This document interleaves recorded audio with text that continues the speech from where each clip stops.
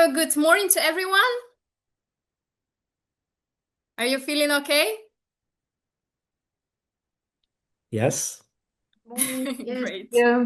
Yes. So it's really my privilege to welcome you today to this session of Strategic Communication Management and already to the 14th conference. It's about people, where you are among more than 300 speakers sharing their valuable knowledge. Today's panel really explores how communication shapes trust, how it shapes inclusion, knowledge sharing, social awareness in contemporary societies. Across our presentations, which are very interesting, we will see how this strategic communication operates in very different contexts, from science communications to digital health, to education, social inclusion, also financial literacy, public awareness campaigns, I think, yes, and democratic dialogue in digital environments. So, dear speakers, thank you for being here. And before you continue, let me briefly remind you only of a few guidelines for this Zoom session. So please keep your microphones muted when you're not speaking. Try to stay within this 10 to 15 minutes time frame. And as our conference always aims to stimulate discussion, I warmly encourage you to not to hold back. And we will have time, I think, after each presentation for one question approximately, but you are welcome to ask questions also live or in chat, and we'll have more time in the end of our panel. So I hope that everybody is prepared to start. Our first presentation is moving us to Berlin, I think. Maike, you're with us? Yeah. Marusha. Yes, that's right. Yes, Marusha, just a moment. Ja, profesor Šođan, povejte. dozvolite mi najprije, prije nego što krenemo dalje, da vam čestitam promociju u doktora znanosti. Najljepša hvala, profesor. Mislim da je to vredno uraditi sada na početku. Dakle, hvala, profesor. Sicer nisem zdaj v tej vlogi, ampak nič hudega. Hvala. V glavnem, mi bomo nadaljevali malo kasneje. Sedaj pa začnimo z Maike Hacken from Freie Universität Berlin. Our first presentation is titled Science Communication and the Role of Scientists in Times of Global Crisis. This topic, I think, is particularly relevant in times when, let's say, scientific authority is challenged by misinformation, polarizations, growing public distrust. So, dear Maike, we can't wait, and the floor is really yours. Please. Okay. First of all, thanks a lot for the invitation, and I'm really honored to be part of such a large-scale and sophisticated conference. And I try to share my screen, and I hope it would work. You can see it? Yes. Yes? Okay. Today, I would like to share some thoughts from my current research on science communication from the perspective of sociology of knowledge. No, it won't work. Okay. Miha, we need help. I don't know why it... Yes, I'm here. Perhaps I Sure. stop and try it again, because on Wednesday it was the same, that it didn't work. Okay, let's try again. Are you sharing the screen or the PowerPoint window only? We see Okay. the title page now. Can you move Yeah, forward? but no, that doesn't work. Maybe Why click doesn't click work? on it first. Click and try again. Ah, okay. Yep. Okay, thanks a lot. Okay. No problem. I studied at the Technical University in Berlin, but it still doesn't work. Sorry for that.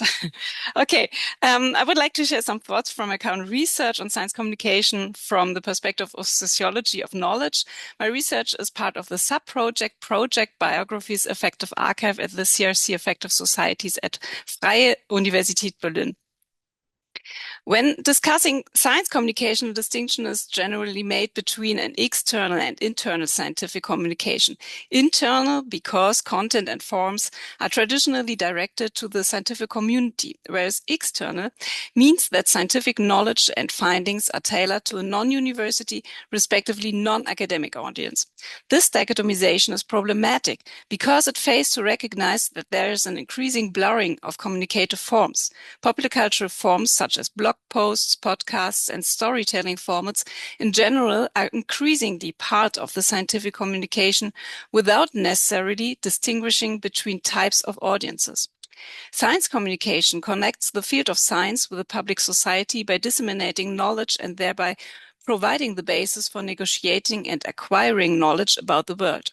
Science and scientific knowledge are integral parts of society, not outstanding or counterparts of society. In asking how the role of scientists has changed or is currently changing with regard to communicating their research and research findings, I would like to begin by drawing on two dimensions of observation in Germany, but I think it's also becoming apparent internationally in the course of globalization. The public discourse is increasingly shaped by topics such as skepticism towards science, a crisis of trust, as we already heard, regarding science, and the question of the relationship between democracy and science. We are currently witnessing political interference in the scope of research and teaching across the globe, including more and more also Western, or at least influenced by Western values, societies. This constitutes an extraordinary encroachment on academic freedom and thereby alters the field of science on the one hand and society on the other. Behind the discourses, therefore, there are also always hard social facts. At the same time, these discourses in turn affect social coexistence and the everyday constructions of social order. And here we come to the second dimension of observation.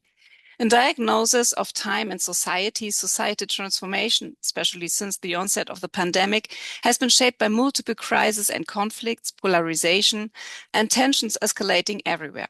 Specifically, this is described as a global shift to the right driven by right-wing populism or, for example, processes of de-democratization. Klaus Mainzer also raised the question of democracy in his keynote on Friday. Regarding the field of science, what we see is a coexistence of different forms of knowledge and providers of knowledge. The popularization of communicative forms, as I mentioned earlier, leads to scientific knowledge sometimes being presented in the same way as fake news and alternative facts. Additionally, in the wake of digitalization, scientific knowledge is potentially accessible to everyone. Whether this is empirically actually the case is another debatable question. Identifying scientific knowledge that is obtained through controlled methods, as we thought, becomes very difficult. The result is, among other, an increasing pressure on science to legitimize itself as useful and to meet the expectations of society. To this end, the narrative of science from the 18th century is sometimes reproduced. Such an understanding of science is oriented solely toward the natural and life sciences and suggests both neutrality and objectivity. The humanities, social sciences, and cultural studies find themselves in a precarious position here, not because there is no objectivity here. They are under pressure because they must prove their usefulness. Their raison d'être must be demonstrated. The usefulness of cancer research is immediately apparent, whereas that of archaic material production is not, for example. However, one cannot understand the present without the past, and when we consider alternative material production, we may well find incentives here as well. The internet has not only led to a supposed democratization of knowledge, but also to the public increasingly having a voice in determining the role of science and of their representatives, the scientists. Most of the respondents of the German Science Barometer 2025, the figures in the European version of the survey are similar, consider scientific findings important for public debates and understanding of the world, and say that science should help make discussions more objective and that science should help reduce tensions. 83% in the European context have these opinions. In preparation of this talk and to make it a little bit more accessible to you, I looked up at the equivalent, the Eurobarometer 2025, concerning trust in science in the European Union. When it comes to sharing scientific results and engaging with the public, 80% agree with the statement that results of publicly funded research should be made available online free for charge. In sociology, the relationship between politics and science, or the question of the politicization of science, is also a sometimes controversial topic. 70% of the respondents to the Science Barometer call for intervention against disinformation. In the European context, that are 68%. Regarding the question of trust, it also appears that trust in science and research remains stable at 54%. In the European context, we see a clear difference because there was also the question there's no other opportunity to trust science. So it's a little bit a difference in these both studies. There are significant differences here based on education. Those with a high level of formal education have a high or very high trust compared to those with a lower level. The figures also point to a very important aspect that remains under-researched, the question of to what extent science communication produces social inequality. Science communication to non-university, non-academic audiences is therefore more than just a necessary evil. If we follow the views of society's members, it is the duty and the inherent responsibility of science to share its finding with society as a whole. Or, as Professor Toplak noted in his welcome address on Friday, science must serve the people. But who is responsible for this task? The institutionalized role of the science communicator or the scientists themselves, so that science communication becomes an integral part of everyday research? First and foremost, I'm referring here to the German-speaking countries, but this also can be observed internationally, of course, not everywhere. But what we can observe internationally is that increasingly scientists themselves are disseminating their results beyond traditional forms of publication and are active on social media. The term science-fluencer is used in a wide variety of contexts as self-description, as seen on social platforms and networks such as TikTok, Instagram, or also LinkedIn, but also for competitions and coaching programs. The term science-fluencer I refer to as digital social figure. In a sociological sense, it's a term of description or a second-order construct. I'm not referring, it was a little bit too far. I'm not referring to visible scientists who tend to engage with traditional mass media, but rather to those who use the reach of digital technologies. It's striking that internationally, it's mainly natural scientists who are active, and among them, women in particular. The situation is different in the humanities and social sciences. But why does the situation look so different in the humanities and social sciences? Even though it's often precisely these disciplines whose subjects have something to do with our everyday life. Crises, globalization processes, migration, shifts in discourses, transformations in political participation, etc., affect us all. On the one hand, science communication beyond specialized publications and conference presentations is viewed as an add-on. This adds to the publish or perish, another pressure on top of everything else. In terms of career development, this involves strategic decisions that require careful considerations depending on career goals within academia or outside academia, perhaps. It's thus a structural obstacle inherent in the academic system itself. Another possible aspect, and I can only speak for sociology in this case, or related disciplines, may be that we ourselves are part of what we are researching, which requires a level of abstraction and professional terminology that nevertheless refers to everyday phenomena. We thus translate aspects of social coexistence into our language and must then retranslate them back without losing the epistemic abstraction. But is it really about conducting research as an end in itself? Isn't it the duty of scholars to bring insights to where they belong, to the people? This may sound somewhat normative, but so is the classic epistemological claim of good science. Normativity is thus inscribed in science from the very beginning. So that was my end. Thank Here you you have very also much, Maika. Wow. references and table of figures. What was really the most intriguing part of this research for you? If I can just ask directly, like, did you really foresee all the conclusions, or it was some part of it was surprising for you?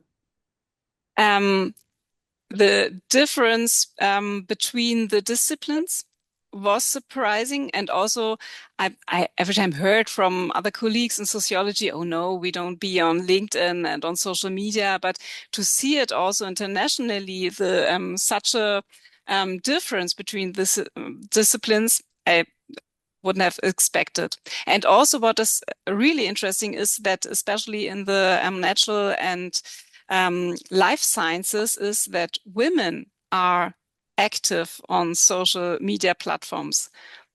And I think in reality or in co-present reality in these communication departments, mostly there are men on the higher positions and communicating. And that is something I will further look at. This part of social inequality, diversity, and gender and the differences there. And also perhaps a little bit this international scope, because I recognize that in Slovenia, it's not like in Germany that you don't have these specialized differentiation between PR and science communication. And in Germany, especially in Berlin, we have really a cut between PR and science communication. We have PR departments for all these public relation work, and science communication on the other hand. And perhaps that's also interesting to compare it and to speak about it, the differences in the institutionalization processes. Yeah, and it's from your field that there are so many interesting ways of interpreting, for example, this communicative constructivism. It's also from say, and it's mind-blowing what it can do to apply this kind of framework. And we don't, for example, in Slovenia, we don't use it often. It's really neglected. So I think that you have really great opportunities also to delve into this field. And I just got one more question, if you don't mind. It just popped up into my mind because you were talking about, a particular moment in history where, for example, I remember, I don't want really to be, I don't really remember the date when it was published, but it was in Sweden that Bergman Sigurd, or 2022, I think, wrote an article, Learning from Failure, Mastering Pandemic in the Triad of Science, Politics, and Trust. So I'm really interested, does this triad of science, politics, and trust, I mean, in your opinion, works well in Germany? No.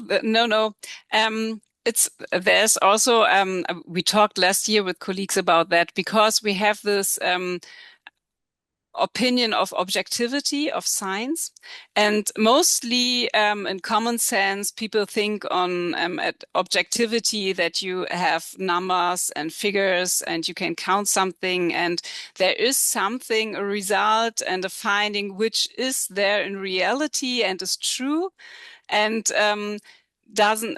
what you find doesn't depend on your position, on your view, and all these things. And in social sciences, we recognize that there are also these objectivity of qualitative research, which is more this kind of intersubjectivity that you can follow the results. And I never would say that there's something that is really objective. We see it in human medicine, perhaps also, that all the results from the last 200 years are based on the male body. and not on the female body. So it's not objective and it's not neutral. But in common sense, in public discourse, it's every time this point of view from the 18th century where you had all these laws in natural sciences and all these figures, and you thought, okay, it's neutral, it's objective. And what I would say is that science communication has to mirror how science works and how the methods works and how every discipline works. And you have to integrate it in the science communication. You can't just communicate the results and say, okay, here you are, because it's not trustful just to have this, and it's not transparent to see how the different methods work. So I would distinguish there between these public discourses about what is science and how science really works and all the different disciplines. Wow, I think that we could really talk, I don't know, whole day only about this topic, because it really it touches upon most important topics of this conference. So it was really a great introductory presentation. Maika, thank you very much. And please, can you stay with us so that yes, of course, we have more other questions? I mean, if somebody else can, because I was too fast, maybe just put it in chat and we can continue, okay? So thank you very much, Maika, for now. And I have to thanks. Thank you. So we're going to our next presentation, which is again going more into digital health, and is titled Trust and Technology Acceptance in Digital Health Communication, linking idea come trust with it will be presented by Stjepan Petricevic and Marko Mikša. Are you with us, Stjepan? Or Marco? Unfortunately, I don't think they are with us. They're not. For now. Maybe they will join later. No problem. We can go back to talking with Maika, but okay, we will continue and then come back. So the next presenter will be Maja Damevska, PhD candidate from Alma Mater Europaea University. Maja, you're with us, yes? She was here before. Her presentation. Yes, I'm here. Hi, Maja. Hi. So we just jumped to your presentations because our Hello, everybody. Can you hear me? Yes. Yes, I'm here. Yes. Okay. Great.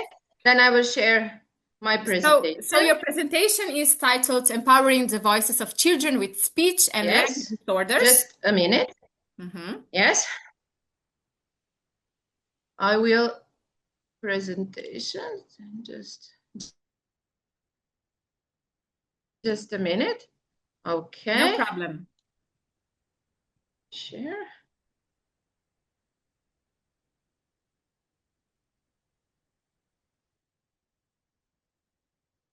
Yes. Now. So Maja's presentation really addresses important role strategic communication in supporting inclusion and ensuring that children with speech and language disorders. Can you? Do you hear me? You see now? Now you see this my presentation? Yes. Yeah. Okay. I won't. Miha, kje lahko samo da naredim na celi screen? Ja, desno spodaj, Maja. Desno spodaj tista ikona. Ta. Ja. Evo ga, hvala. Zdaj pa mislim, da bomo. Ok. Stiskam pa ne gre. Aha. Okay. Okay. Good afternoon. Good morning, everybody. Thank you for invitation. Thank you for everything. Marusha, congratulations to you for your good job. Okay. Today I will present I think that topic is about empowering the voices of children with speech and language disorders in educational and social spaces. In a world that thrives on communication, the ability to express thoughts, feelings, and ideas is unavailable. So, however, for many children, obstacles in learning speech can create barriers that may stifle their voices and potential. And I think that it is a call to action for educators, parents, and communities. Through guidance and interventions, we can create an environment that nurtures each child's unique way of expressing themselves. I will tell you something about, and we will explore in-depth strategies that can empower these voices, transforming challenges into triumphs. Something about definitions and deviations. So the American Speech Language Hearing Association defines that a speech disorder, difficulties in the area of pronunciation of sound, speech fluency, and voice. And that the most common in this group are articulation disorder and fluency disorder. So this mentioned disorder is specific areas of language such as usage, meaning, syntax, phonology, reading, etc. Speech language disorders can occur independently as primary disorders, as secondary disorders, as a result of other disorders, or associated disorders, meaning simultaneously with other disorders in deviation are identified in accordance with professional standards according to the criteria for defining a speech language disorder. So that means that for children with speech and language disorders, deviation from the average level of speech and language disabilities of a similar group is characteristic. Speech and language disorders manifest as difficulties in acquisition, comprehension, and verbal expression. So they can appear in various forms ranging from mild delay to complete lack of speech development of different language elements. Deviation in these areas significantly affect the students' everyday communication and learning. So that means the consequences of the disorder are reflected in a child student's ability to interact with the environment, in learning with language, and in behavior from the preschool period onwards. Challenges. Speech challenges may include articulation disorders, apraxia, you will hear for apraxia, autism, and stuttering and language delays affecting on child's ability to communicate effectively. Nearly 5% to maybe 10% of children face some form of speech or language impairment. That means per the American Speech Language Hearing Association, these challenges can impact not only academic performance, but also social interactions and self-esteem. So for me, and not for me, for future, is so important to recognize that learning disability and speech challenges can coexist. For instance, a child with dyslexia may also struggle with verbal expression, making their educational journey even more complicated. So understanding this intersection is crucial for implementing effective support strategies. What's the aids and equipment? So we use clear visual and graphic supports. We use sufficiently large, colorful, illustrative visual materials equipped with a title, short description. We show long video clips, recordings. The students should have the option to use an electronic dictionary. This is most popular in a child with autism. We offer linguistically simplified and clear written learning materials. The students should use reading guides to help maintain attention and concentration while reading, and so on and so on. I foster open communication. This is one of the, I think, one of the communication that's optional for the language disorders, for children with disorders. So an open dialogue between education, parents, and children plays a vital role in fostering and encouraging learning environment. And here are key strategies to ensure effective communication. So strategy description, encourage self-expression, allow children to voice their thoughts, and feelings without judgment. That's very important. And create safe spaces, designate areas where students feel comfortable expressing themselves. This is on the left side is Gingo Talk. We have in Slovenia Gingo. This is one of the doll. Gingo is a doll which is a great help to non-speaking children and thus encourages speech. So you can use it for help students or children. Absolutely. Strategies for learning disabilities. Multisensory learning and auditory elements. I have one of the case study when I prepare for this conference. So we have in a second grade classroom a teacher named Mr. Jackson struggled with a student named Aaron who had dyslexia and speech delays. By integrating multisensory techniques like using color blocks to illustrate words and songs to support phonetic skills, Aaron's reading level improved significantly over the years. This case exemplifies the practitioner of implementing diverse teaching methods to support students with learning disability, dyspraxia, dyslexia, and so on. This is one of the, I prepared, this is one of the picture multisensory learning. What means this? So, and I think that's important. This way also strategies for speech skills. So speech therapy intervention, articulation exercises, language development activities, and we have also one of the case study, which called transforming communication. What's this? For example, Elena was 7-year-old who struggled with stuttering. Through individual speech therapy, she learned various techniques to manage her speech fluency. With parental involvement and consistent practice at home, Elena began to participate more in class, illustrating that target speech strategies can significantly improve a child's voice. So this is for one of the case study. We must see also critical perspectives in speech language therapy. So this is pathology. Speech language pathology is a discipline that focuses on a human communication.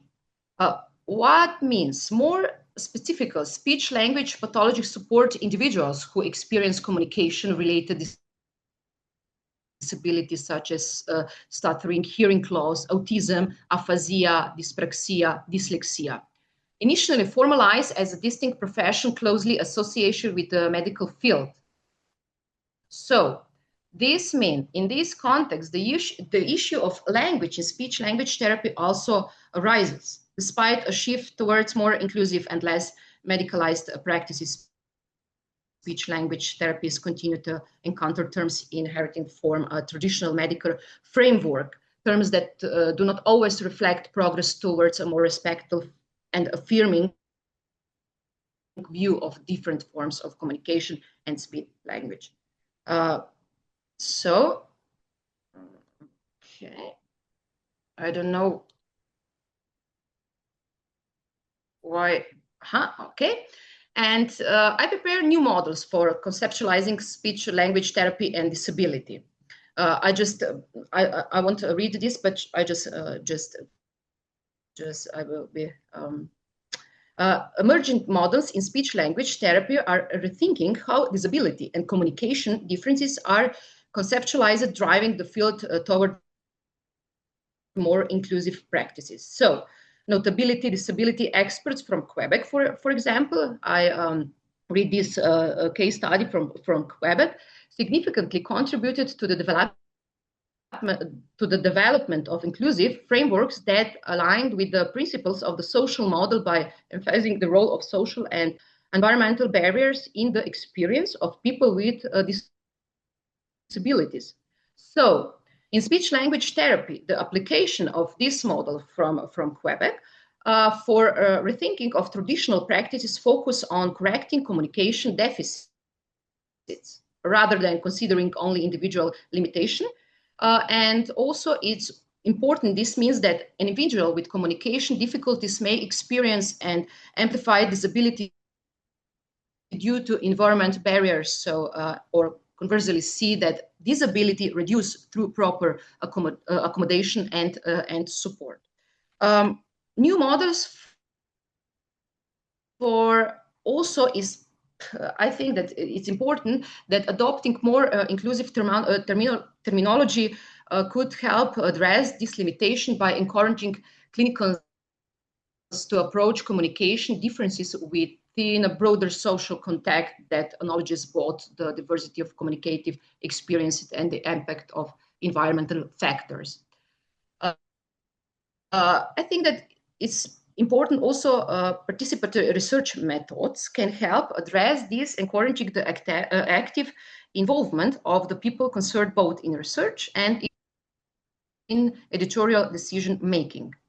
So in this context, it becomes essential to involve the right people and the right time and for the right project, ensuring that their experience and knowledge align with the researcher needs. A critical evaluation of the terminology used in speech language therapy is essential in a context where communicative diversity must be valued rather than stigmatized. So in addition to marginalizing individuals, ableist and medicalizing terms can negatively influence their identity and social participation. So this reflection of terminology is a part of a broader process of decolonization and linguistic reappropriation aimed at promoting a holistic view of disability. And that's the adoption and creation for new terms in consultation with the communities concerned could not only enrich speech language therapy practice, but also contribute to better acceptance and recognition of diverse ways of being and communicating. That's my sources in literature. So thank you very much.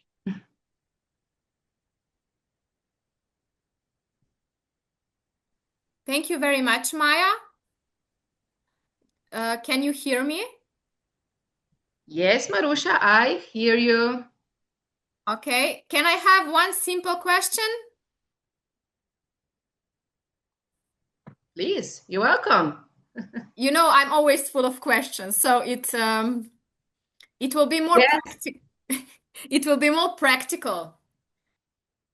If a teacher, because we always work in different environments with students and children. So if a teacher could implement just one multisensory communication technique tomorrow, which would you consider the most impactful?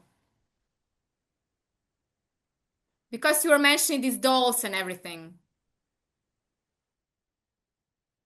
Yes. For each year, it's important to focus on a different method of communication. For child, I don't know, for 0 to 6 is different methods and it's Gingo Talk. It's Gingo Talk. It's a doll for children who help to learn how to speak. But next level for children's 6 to, I don't know, 10 years is the most important, not to teach how to speak, but for helping visual communication. It's more important to help him how to communicate with others. So not important how to teach them to speak, to avoid to speak for something, for community, but to help them how to implement it in their communication, because they have problems in a school. If you, I don't know, for example, we have child 6 years, they must go to school, so they have disability, non-speech. Where can go this child? Nowhere. So So that's important for children who are, I don't know, maybe preschool, that we have visual concepted with communication for them. But in 6 to 10 years, children, we have also more important to teach them how to speak, how to communicate it. We have problems in Slovenia with, I focus now because we live in Slovenia, and I know what's our system for disorder speech for children. That's we have now logopedy. So we don't have people who teach our children to speak. That's the problem. That's the problem of our universities. That's the problem of our system. So that parents must now doing with homeworks with our children at home, training, teaching how to speak. That's the problem in Slovenia. We have really problem to communicate with universities for I don't know, because parents are very worried about that, and that's the problem. Yeah. It's not the problem. We have strategies. We have a lot of methods of communication. We have researching on this level, but we don't have head and hands to operating. Thank you, Maya. With children with this disorder in speech, so with dyslexia, autism, dyspraxia, and so on, etc., etc. Thank you. Thank you, Maya. It was very insightful. Thank you. You're welcome. And good job with your research. Go on with it. So thank you, and we will stay with children actually. The next presentation is titled Money Through Children's Eyes, the Role of Family, School, and the Screen in Developing Financial Literacy. It will be presented by Tjaša Glažar. She is also, as my PhD candidate at our alma mater, European University.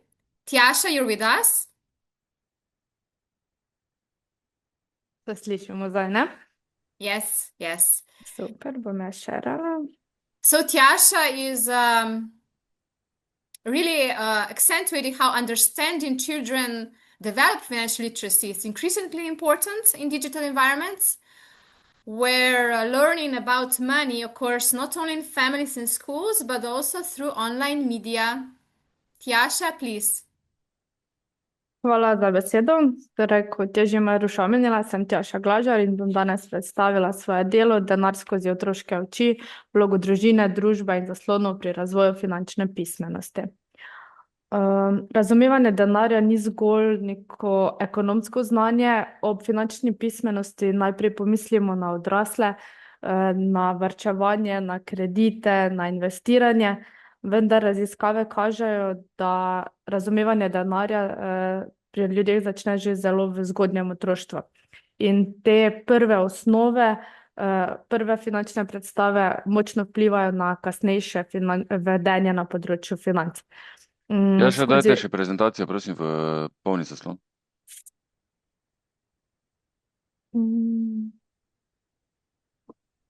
Ikona desno spodaj tam pri minusu. Ja, to imamo.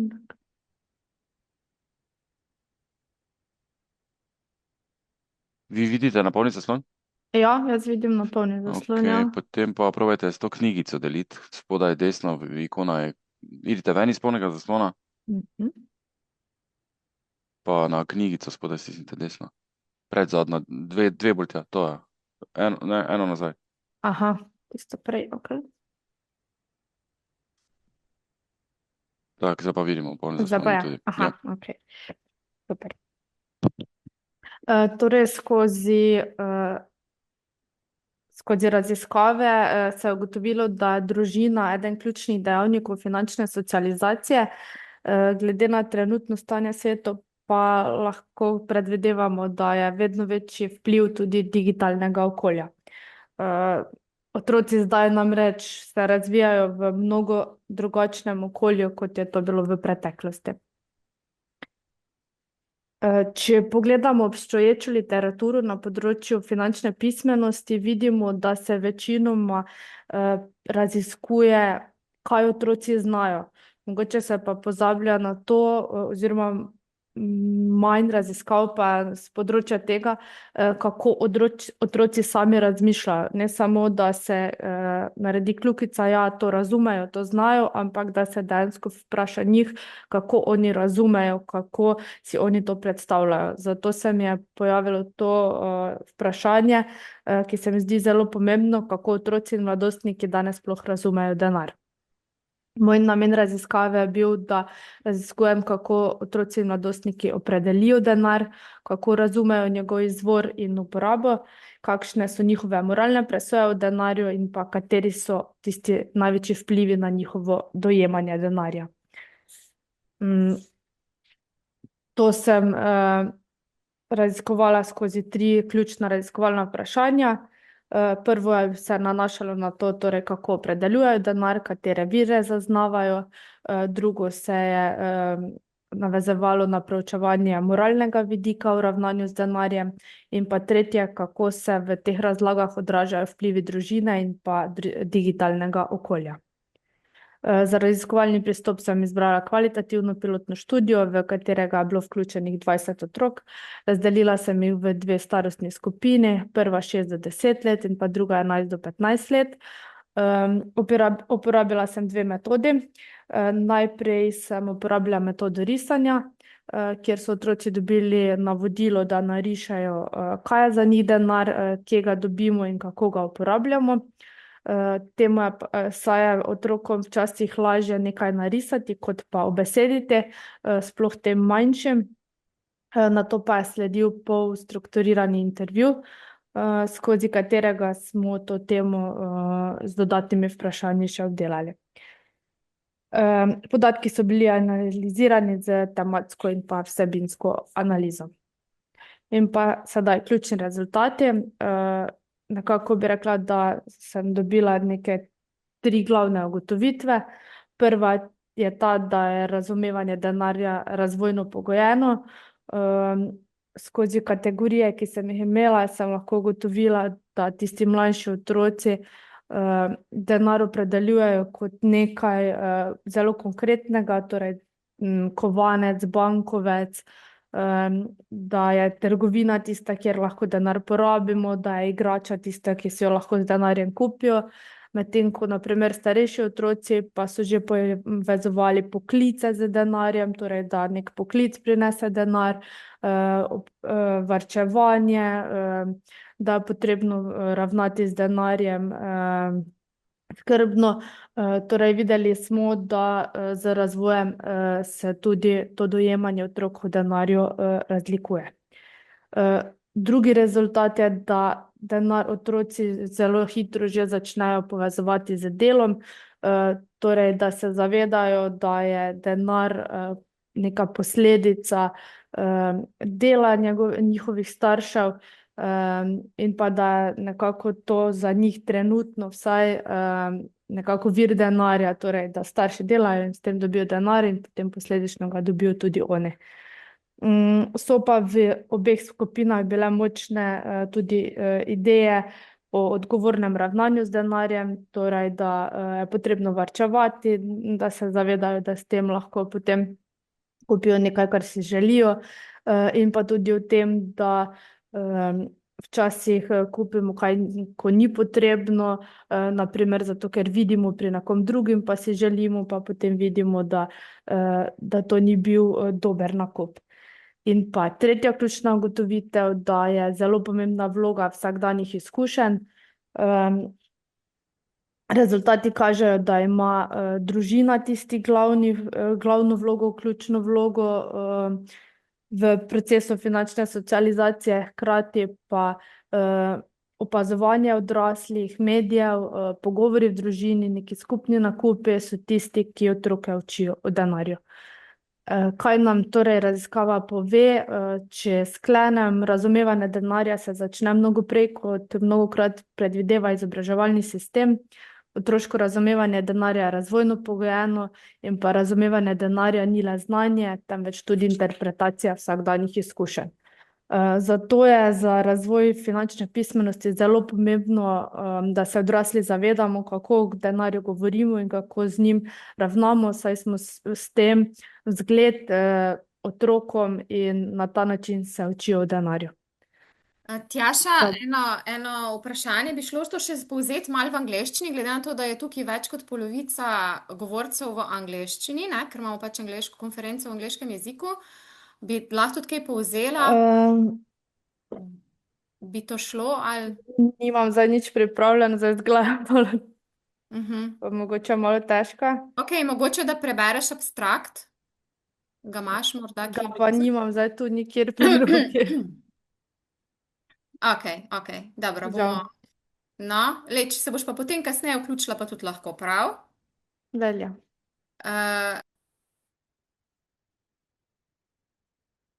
Maruša, mikrofon. Tjaša was also on her maternity leave. So, she will prepare some kind of abstract in English. But for other speakers, this is English session, so please stay within our language frame.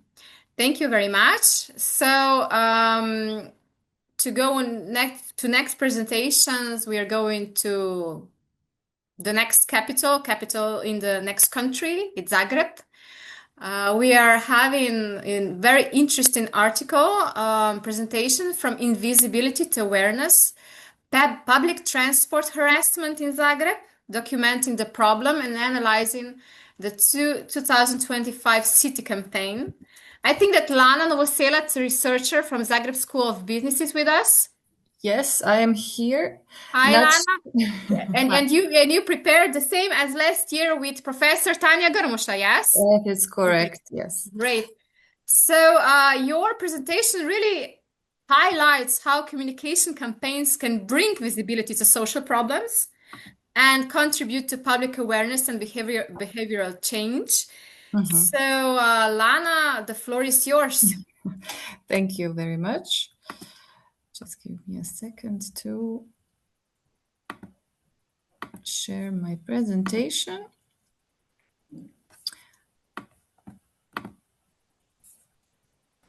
Everything works out? You see the presentation?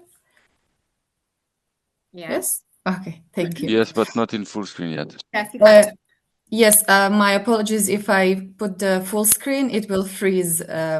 Something's wrong with my laptop, so we will have to do it this way. Thank you. That's fine. Okay, so let's start. Well, my article and Professor Grmoša is about the public transport harassment that is an ongoing issue in the recent years globally. There has been reports that 3 out of 5 women have confirmed that they had been victims of some form of abuse in public transport, which makes this problem systematic and, very widespread. This factor contributes other risk factors such as poor lighting, unsupervised areas, the absence of an emergency button, overcrowding, and the lack of a code of conduct in general in public transport.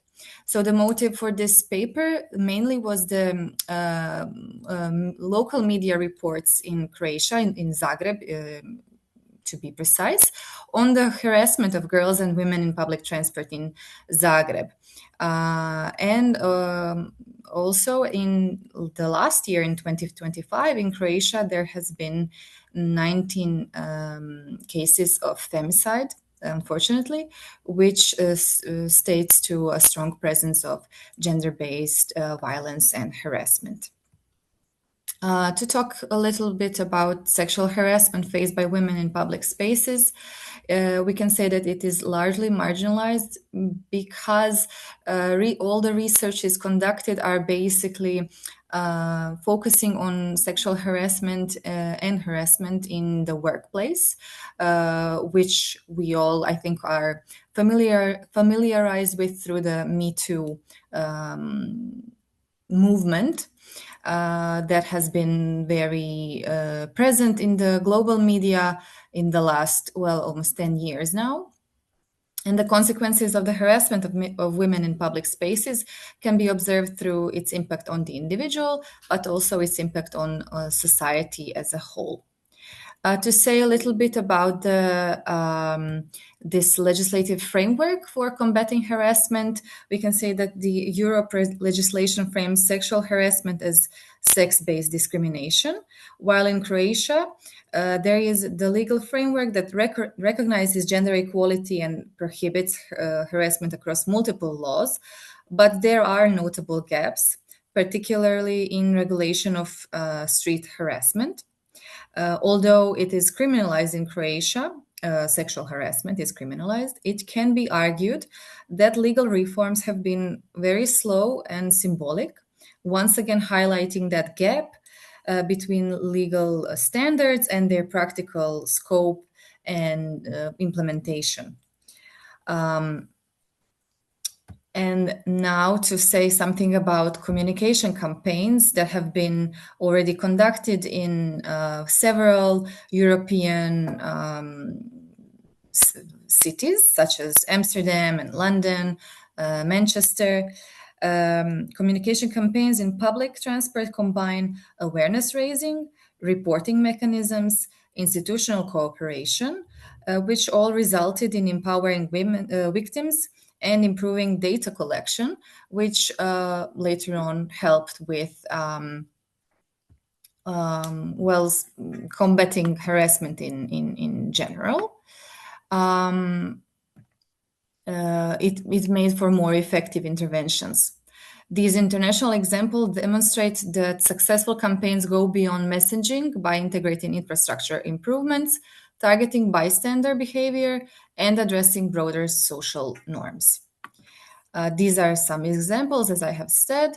Reported to Stop It, which was a very big campaign and that has lasted since 2013 in London. Some other campaigns in Amsterdam in 2023, but also in Greater Manchester area. Is This Okay in 2021, and also one that's gone beyond Europe. It was conducted in Australia in 2022. And now we're going to talk a little bit about the campaign itself that was conducted last year in Croatia. In November 2025, the city of Zagreb launched a communication campaign aimed at combating sexual harassment and violence against women. The campaign was not digitally oriented. It took place within the physical space of public transport, so the trams and buses, and it targeted directly the actual users of the public transport in the actual moment of a potential risk of such behavior. So the research method that was used here was the case study. The main goal was, of course, to see what were the key messages of the campaign, what was the reach of the I Have Never campaign in the media and on social media, how was the tone of the campaign message and how was it influenced with the campaign, and in what way does the campaign encourage victims of harassment to report it. The campaign was communicated to the public primarily as a symbolic and occasion-based activity linked to the observance of a specific date, which was the International Day for the Elimination of Violence Against Women in November 2025. Which was a bit disappointing because it turned out more of a symbolic meaning than an actual long-term strategy. It is symbolically strong and content-wise relevant, but especially because it was implemented in the very space where the problem occurs. But the short-term implementation tied to that symbolic date resulted in a limited reach and weaker public resonance. However, it does not have to be necessarily interpreted as a failure of the campaign.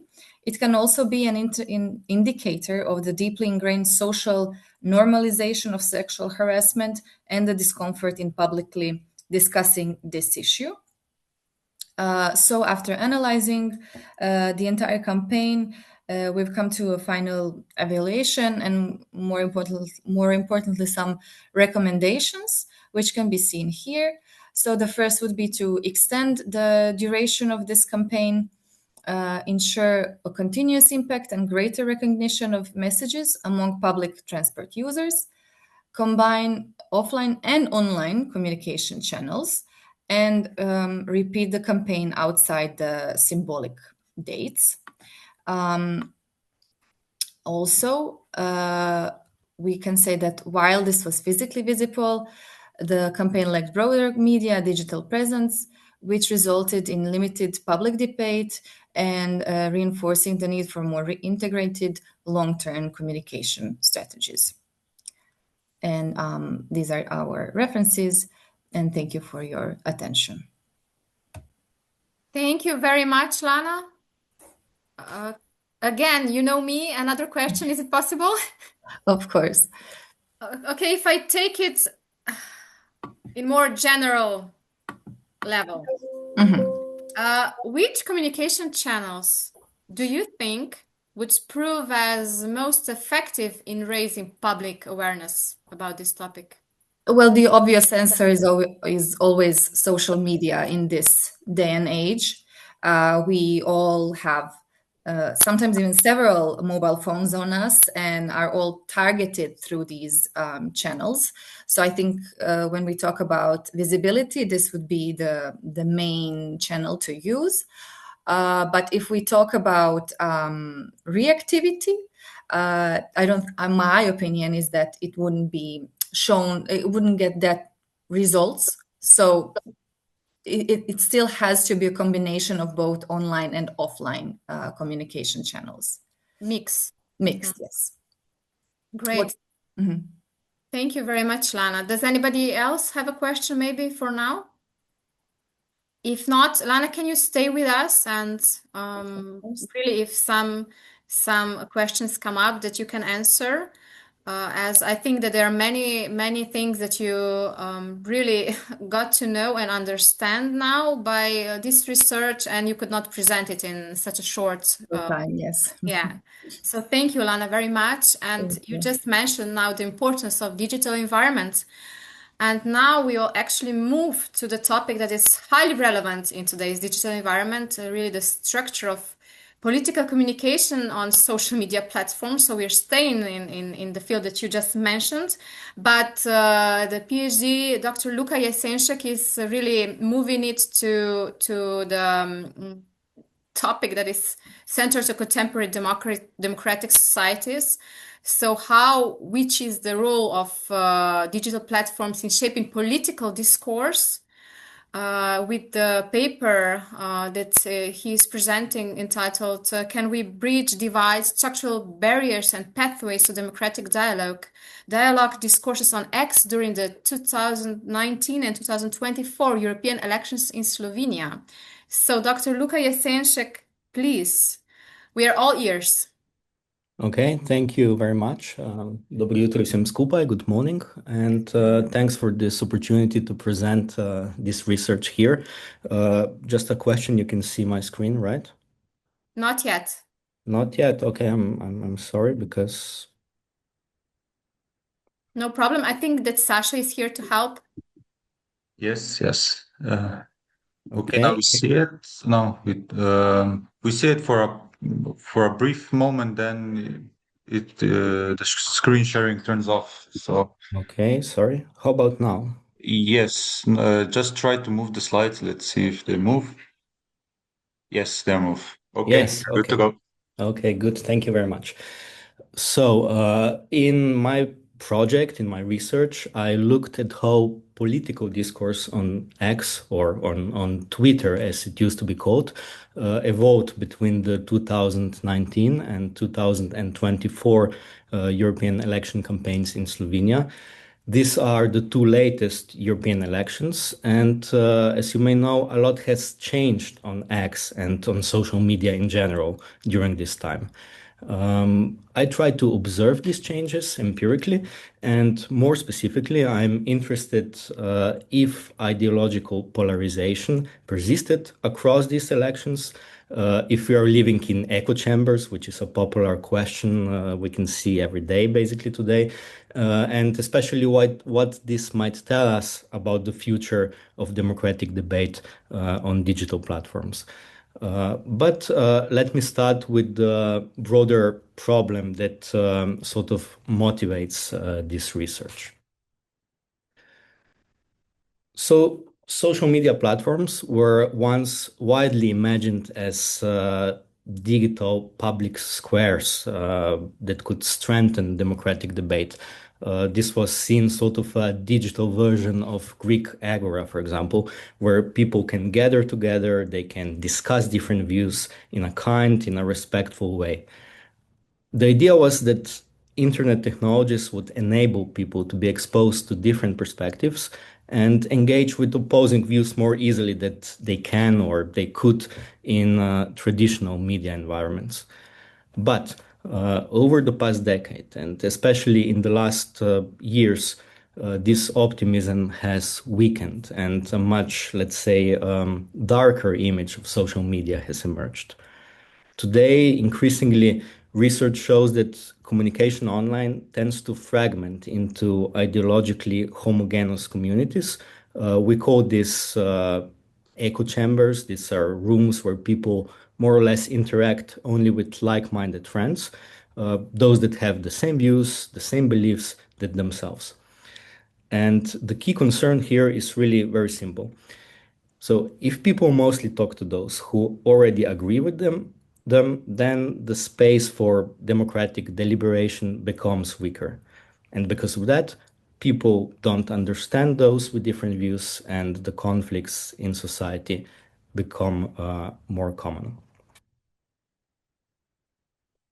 And that's why it's very relevant to know what is happening today in social media platforms, also in Slovenia, because much of this research is centered on bigger democracies, and it's good that we also looked what's happening in smaller places like ours. So this study looks at this question. I compared the discourse between the 2019-2024 European election campaigns in Slovenia.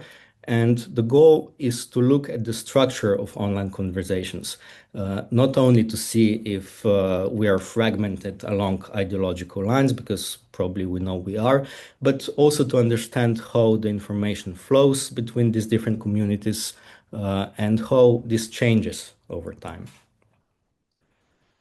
So to answer this question, I analyzed over 100,000 tweets which were collected during 1 month before each election. This data was gathered using election-related hashtags and keywords. So basically, each Slovenian tweet that mentioned election in some way or the other was captured in this data set. To analyze communication patterns, I then constructed retweet networks where each node in this network represents a user and each connection represents a retweet, as you can see in the picture on the right in the bottom. And then I simply looked at this network. I identified several closely connected communities of users. I looked at that communities to see who are the most influential voices, users, content that is being shared there. And I also looked at the level of clustering to sort of empirically measure the presence of echo chambers. This is the theory, but let's now see how such discourse network actually looked first during the 2019 election. So the whole communication on X during 1 month before the election can be mapped like this, like you can see in the picture on the right. As I said, each dot here represents one user who was tweeting, and each line, each connection among them represents a retweet interaction. And the colors that you can see indicate communities detected by the network analysis. And what we can see here is a very polarized structure with two main ideological blocks. On the one side, there's the cluster associated mainly with left-leaning and mainstream media users. This is shown in red color. And on the other side, there are two right-leaning communities. There's the blue one, dominated by opposition SDS party accounts, and above it, it's the green one, dominated by right-wing media and right-wing supporters. Interestingly, if you look at the center, there is one black-colored community. It's associated with Nova Slovenia politicians and business media accounts. It's right in the middle, and this means that this community connects as well as with the left, as well as with the right, and sort of functions as a bridge. But overall here, the fragmentation is clearly visible. We have two sides, left and right, and they are more or less equal in size and in the amount of communication. But when we look at the network 5 years later, this structure changed a lot. So the first thing to notice here is the size of the right-wing cluster. Compared to 5 years ago, it becomes much larger, much denser. The black community that was, if you remember, positioned in the center 5 years earlier, now also moved completely to the right and no longer serves as a bridge in the middle. And on the other side, the left-leaning cluster, again shown in red color, becomes smaller and less important, and also the volume of tweets in this part is much lower. So the right-wing communities together account for almost 70% of all interactions on the platform here, and interaction across the ideological divide remains very, very limited. So the structure of discourse becomes not only polarized, but also increasingly asymmetric. The right wing basically dominates the platform, and the left wing is disappearing or leaving the platform. And if we look at the numbers from the network analysis, this shift becomes much clearer. Between the two elections, the right-wing cluster grew by about 95%, and the left wing declined by almost 20%. And this means that the right wing is growing stronger and is increasing the volume of the communication on the X platform, and the left is basically leaving the platform.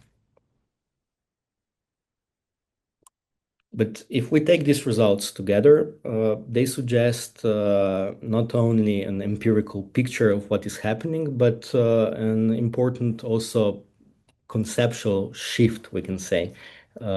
Because today, much of the literature on online polarization focuses on the idea of echo chambers. These are separate communities where people mainly interact with like-minded users. But echo chambers metaphor assumes that multiple communities exist within the same platform.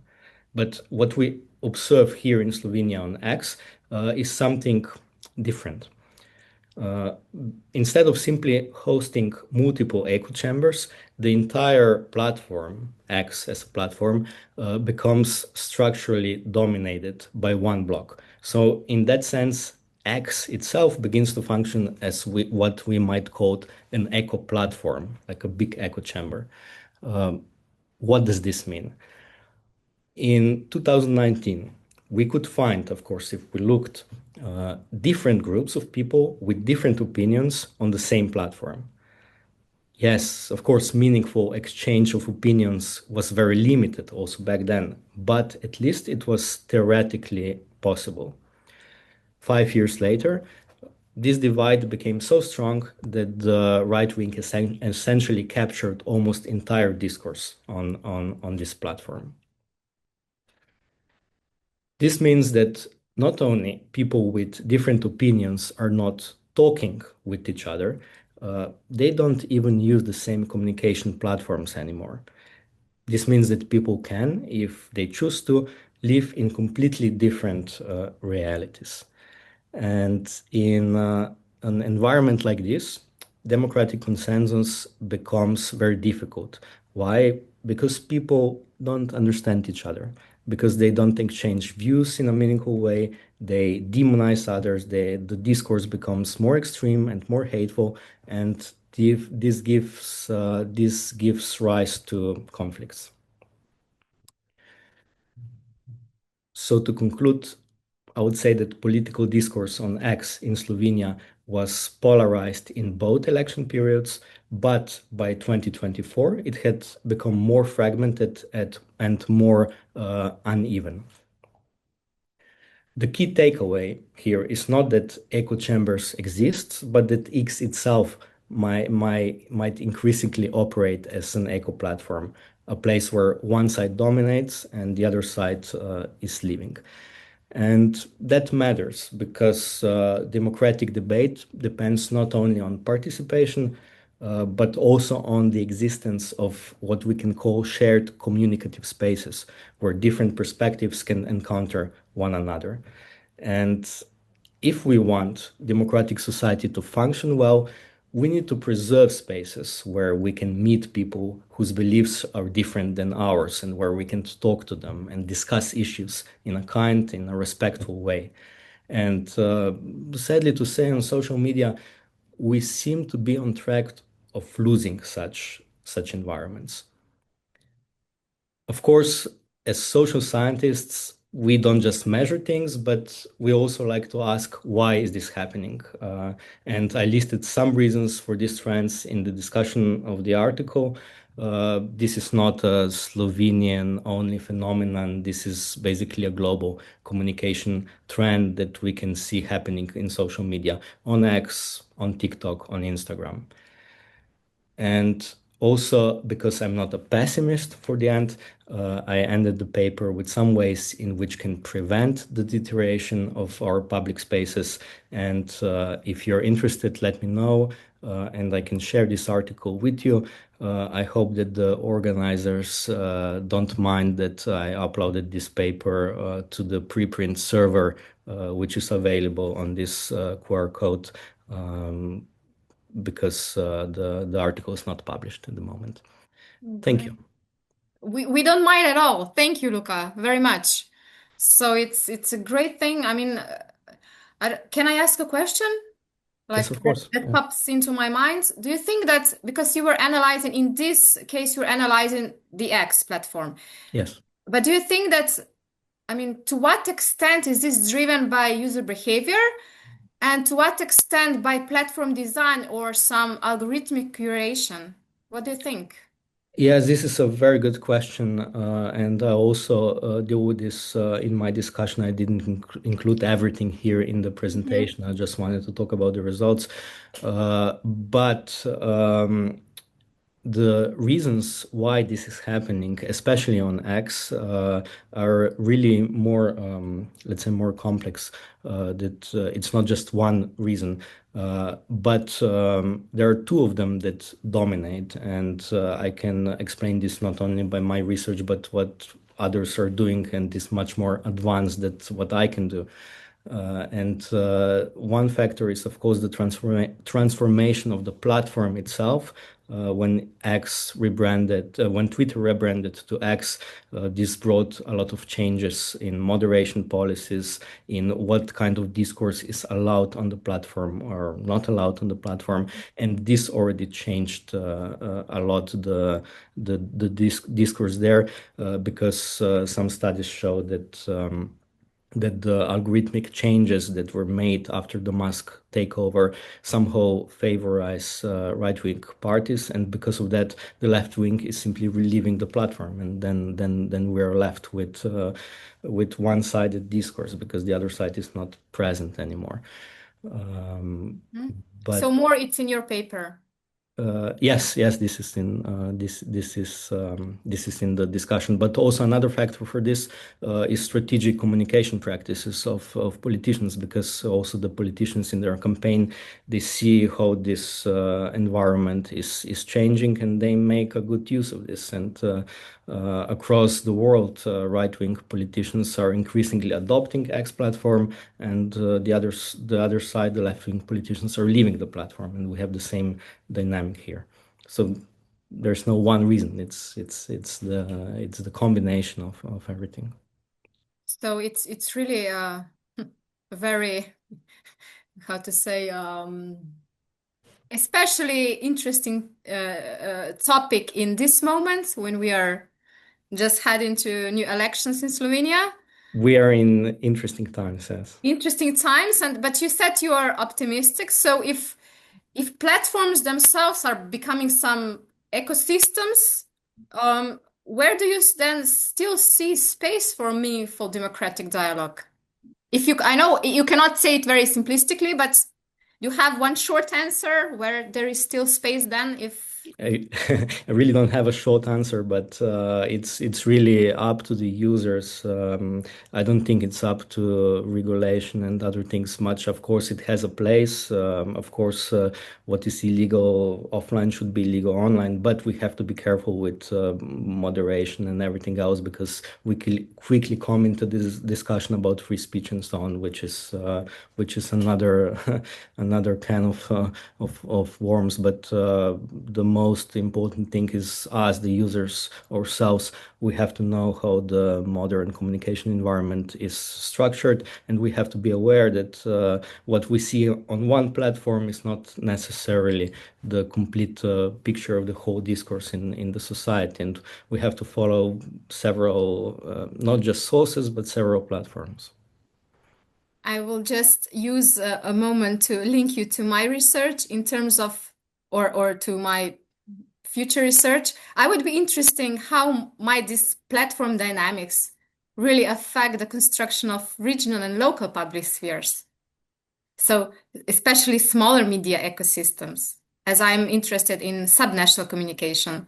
Yes, it's a very interesting question, because most of this research comes from the US and some of it from England and Germany, and we have different media systems. We have different language, different habits of what is acceptable and what is not acceptable, and I'm not sure that everything that's happening in the US can be transferred to Slovenia. It's important to look at the context and on the regional level as well, of course. Thank you. Thank you very much. It was a great presentation, and please stay with us.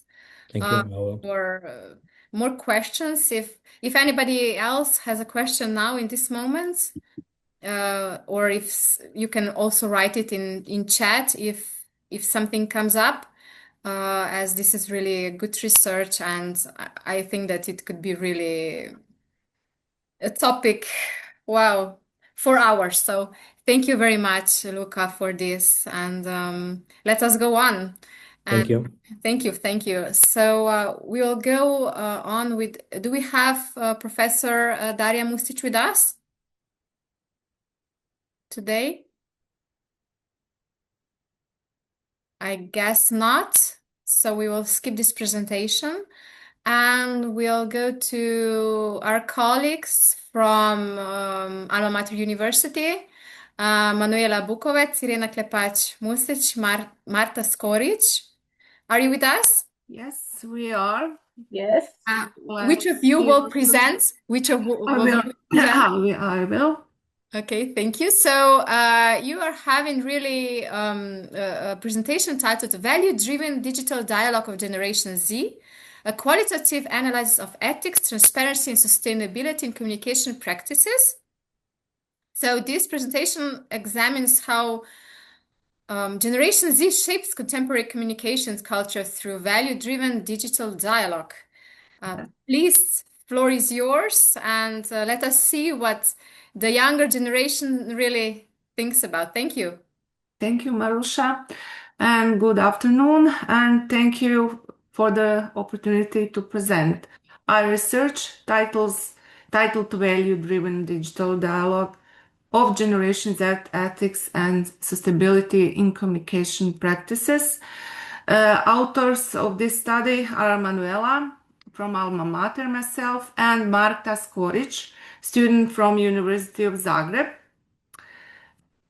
So, do you see it? Okay. Everything's fine. You see presentation, isn't it? Yes. Can you go full screen or? I think that I am full screen. Already. Sure. Yes. You don't see it like full screen? No, but okay, you can go on. I mean, I can read if anybody. Yeah, you can click on the book down on at the down right side. Okay. It's like like this. Is it Yes. fine now? Okay. So our research starts from a simple but important question. How does Generation Z evaluate whether communication in the digital space is credible, responsible, and legitimate? Previous research on digital communication has largely focused on the transformation of media practices, user participation, and new patterns of engagement. Scholars such as Jenkins and Bruns have shown that digital users are no longer passive recipients of information, but active participants in the creation of meaning.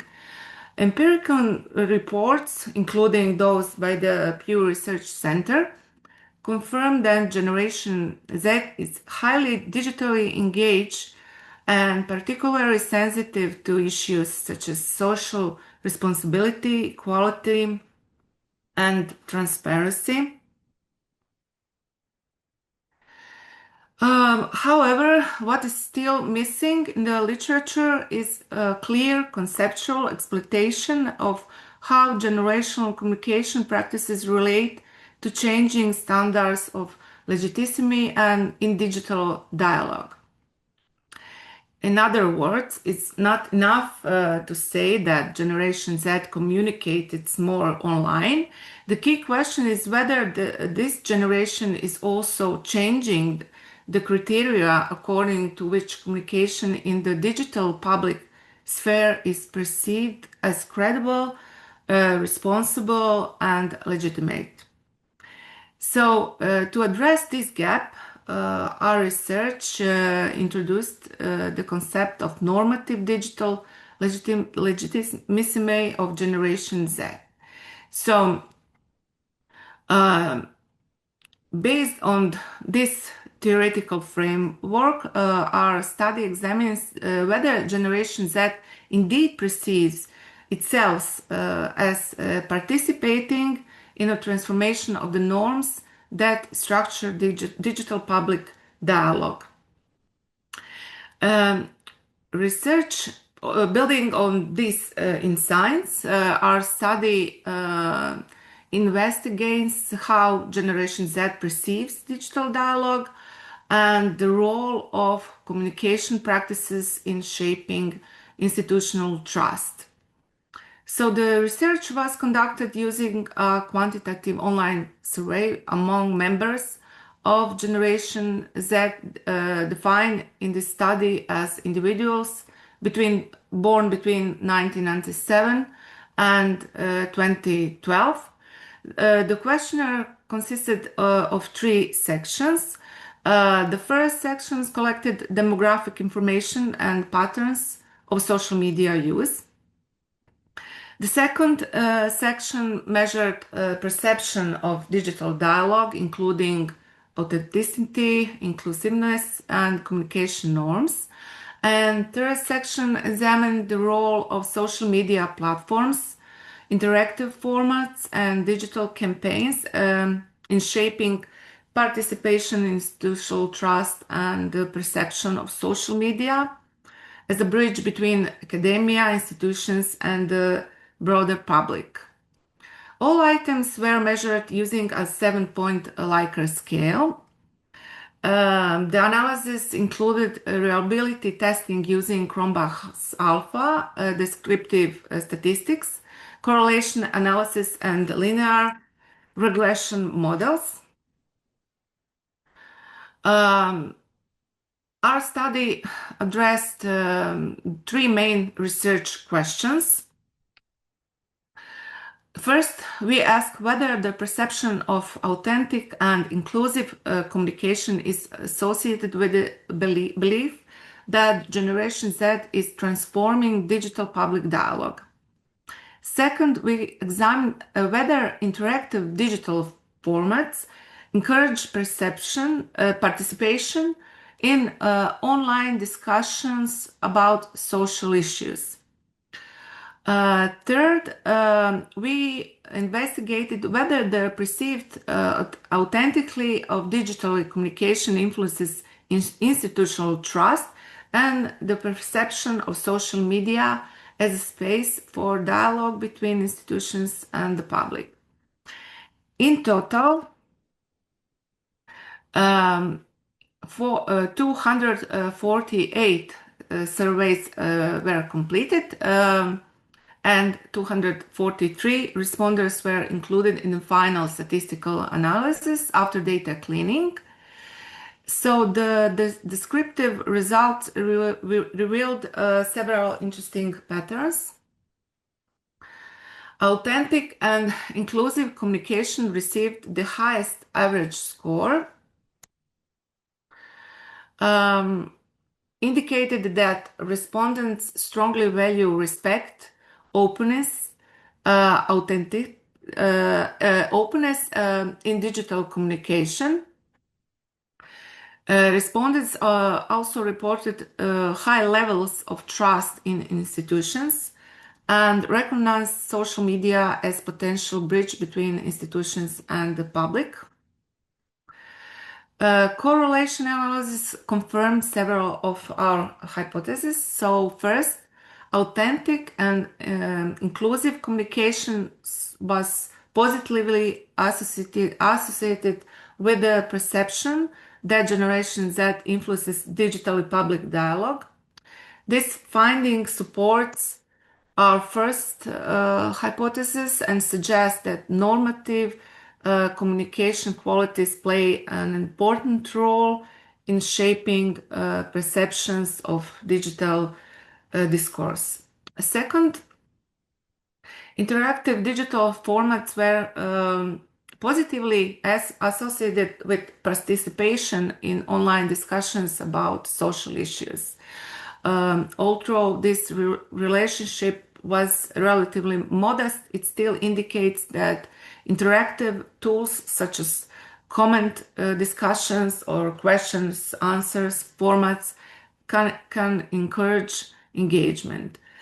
And third, the perceived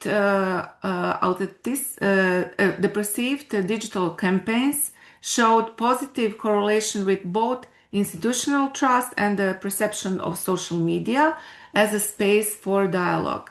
So, however, the regression analysis provided a more clear picture.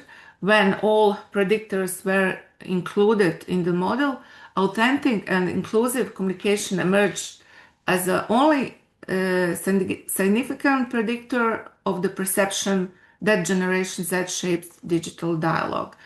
In the model explaining institutional trust, the strongest predictor was the perception of social media as a dialogic bridge between institutions and the public. So these findings led to an important conclusion. Generation Z does not evaluate the legitimacy of institutions primarily through communication campaigns or technological formats.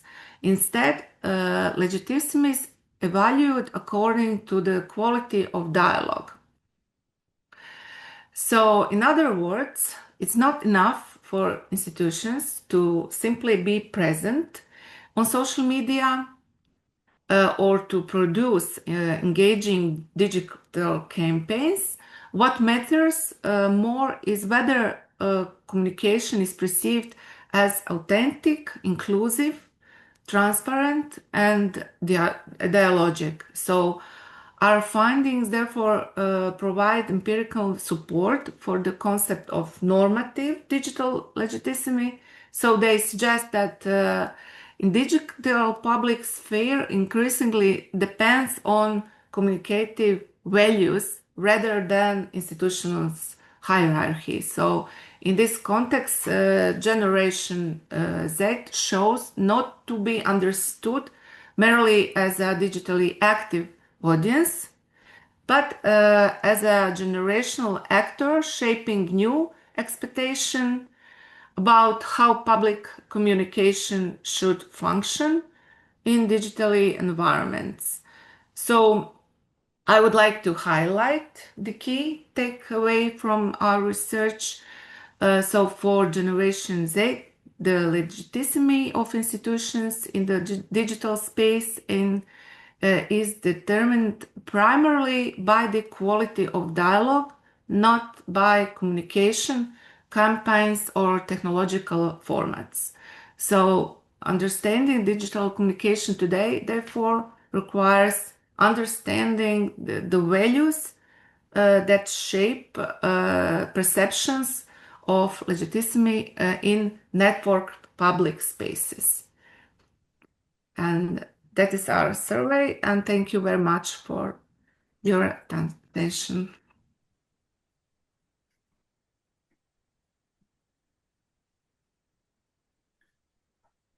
Microphone. Sorry, already began with questions. Sorry. So thank you very much, Irena. And now you really brought the focus to Generation Z.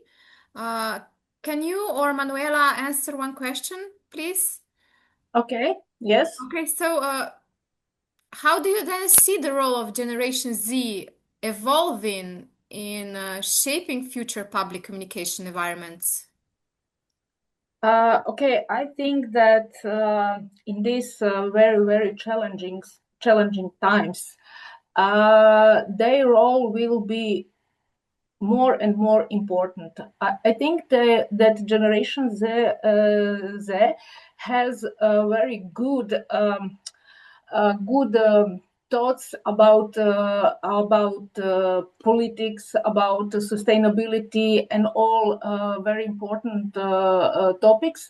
And I think this is the generation that in front of them it's a future, and we need to listen them. I think that's my opinion, and that I conclude from my research.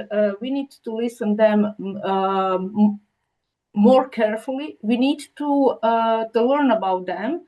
We need to understand them, because they are a generation that will take over the labor market, and they are very important. So I think that their role will be very, very important, and we need to accept them as a very very important player in communications. Thank you very much, Manuela. Thank you. Stay with us for more questions if needed. Okay? Yeah. Thank you very much to both. And our next contribution really shifts the focus toward customer-centric communication strategies in the digital age. Since we talked about Generation Z, we are connecting them many times to these customer-centric communications, but this will be something else. We have with us the speaker, Blanca Secce. Are you with us? Yes, I'm here. Just Hi. a moment. Welcome. Turn on the camera. Thank you so much. Thank you. And your presentation is titled Customer Centricity in the Digital Age, a Case Study Approach. Yeah. And I understand that your study explores, if I say it simplistically, how digital technologies reshape customer-centric communication strategies in relationship between brands and audiences. So please, your time for presentations, and we're really looking forward to it. Okay, thank you.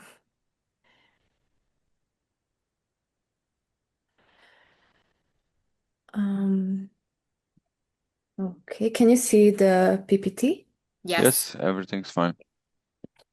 So my topic is the customer centricity in the digital age. And yes, it's a case study approach. And originally I planned it to be a double case study of an influencer and a case study of a brand. But because of the length limit, I only did the influencer case study. So first, like, what is customer centricity? So according to Drucker, it's the customer who determines what the business is and what it produces and whether it will prosper or not. So we really need to understand our customers so we can have a company that will be successful.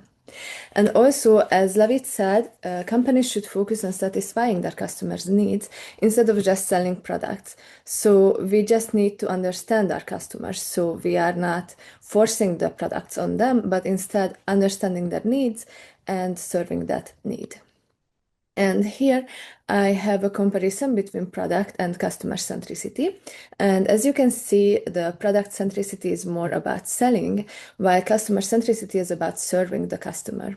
And customer-centric companies are more relationship-oriented, and they have an external focus instead of just concentrating on making a product more and more improved without actually considering the needs of the customers.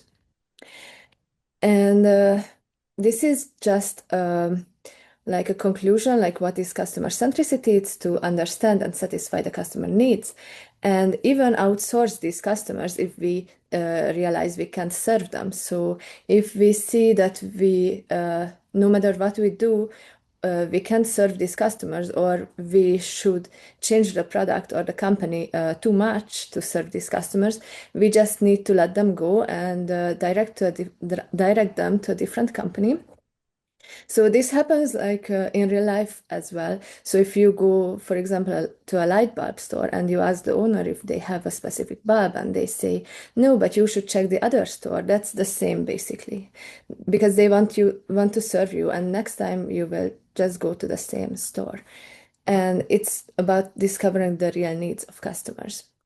So in the digital age, what customer centricity is like, how it's different, because of the spread of the portable devices and social media, we have more data than before, and we can analyze this data also more easily. And with this data, we can provide personalized solutions, and we can also optimize the value chain. And with algorithms, we can forecast customer needs, and we can give them recommendations based on their previous purchases and based on similar customers. And also AI can be used for customer service with the AI chatbots and helps. And also with the Internet of Things, with the connected products, soon it will be really possible to just have our groceries delivered to our doors because of some sensors and our previous purchase data, it will be possible. And also, we can optimize the product development because of the data and the usage data we have. We can discover how, like, customers are using our existing products, maybe a bit differently, so we can improve in that direction. And also, it's really important that the community and connection is still there. So people still need this human connection. And also the role of brands is really important. And also the company's image. And here comes the role of the influencers and the parasocial relationships. So with the influencers, we can view them as content producers in one way, as they take on the role of a company in this sense, as they need to react to followers' feedback, and they always make their content to fit the followers. So based on the followers' reactions, they can just make their content a bit different to fit their audience better.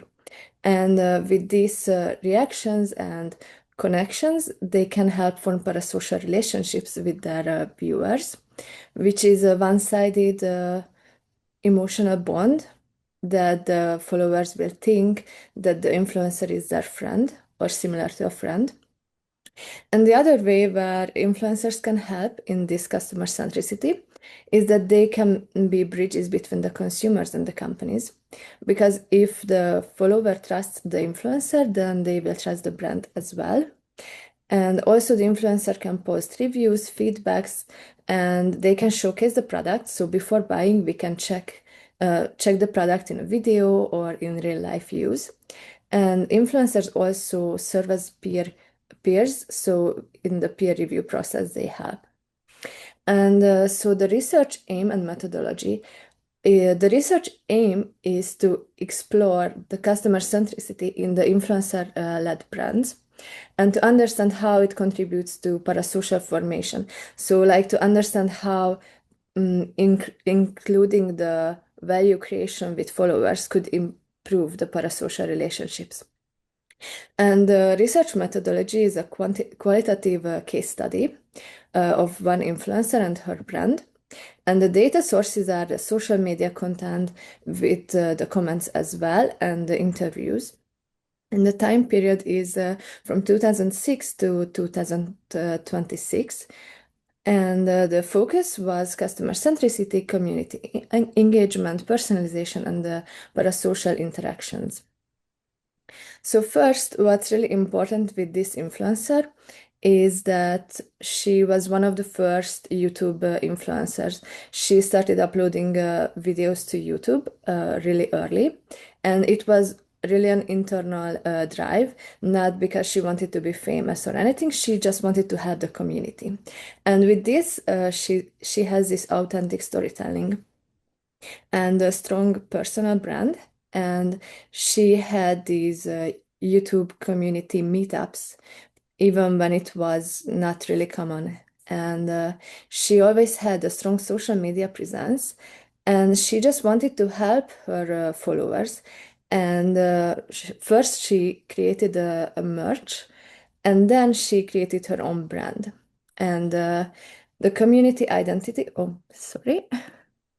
So the community identity, they are the popsters, and this resulted in the loyal audience and the strong engagement.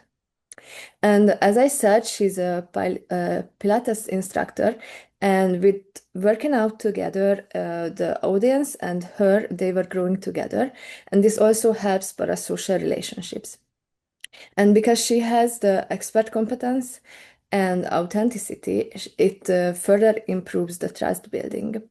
And because she implements customer feedback into product development, it can also help. And she frequently shares her personal stories. And all of these help to make this emotional connection stronger and also increase trust and purchase intention. And here you can see this is the influencer I was talking about. And this skirt is a design made by her, and it was already worn by Taylor Swift. And it went viral. And then how I wanted to connect my second case study is that many companies, including Shein, copied this design, and like based on the algorithm and what they saw was popular, they created this design and they actually sold these products.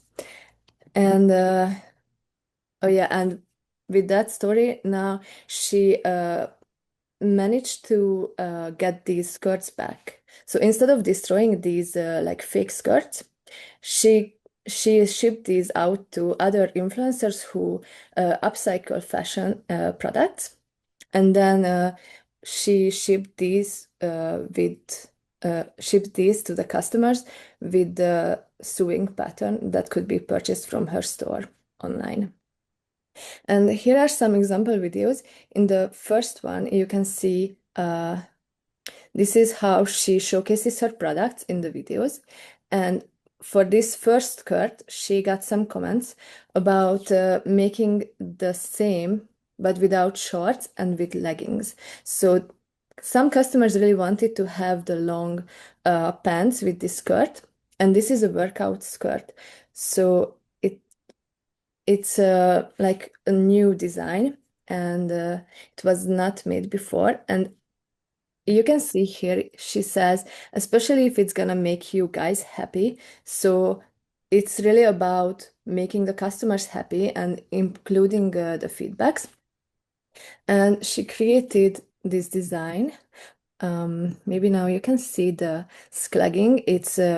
She's wearing it now, and it's specially designed for modesty because she discovered that many of her followers are actually dressing this way. And also when she is, for example, creating a swimwear collection, she frequently asks the customers like what type of swimwear they want, what strap they want, or what like do they want two parts or just one part swimsuit. And she really frequently uses like inspiration from current trends, like she was making a collection resembling the series Bridgerton. So she's really including all the new trends into her designs. And the key insights, the customer centricity, so making the customers part of the value creation, strengthens community engagement. And also, influencers can easily integrate followers into this value creation, this shared value creation, because they can interact with their followers more easily. And also, what's really important here is that authenticity is key because she could only be this successful because she was authentic from the start, and she's not trying to use her followers as like a source of income, but instead she created a company that's authentic and it's serving the customers. And also, it's really important that these brands are listening to customers on one hand, but on the other hand, they should maintain their brand identity and control. So just because a customer says they should make something, it's not necessarily a must. So as I said before, if we can serve the customers right, we better outsource them. So we don't need to make everybody happy. And that is it. And thank you for your attention. Thank you. Thank you very much, Blanca. Totally different perspective that you added.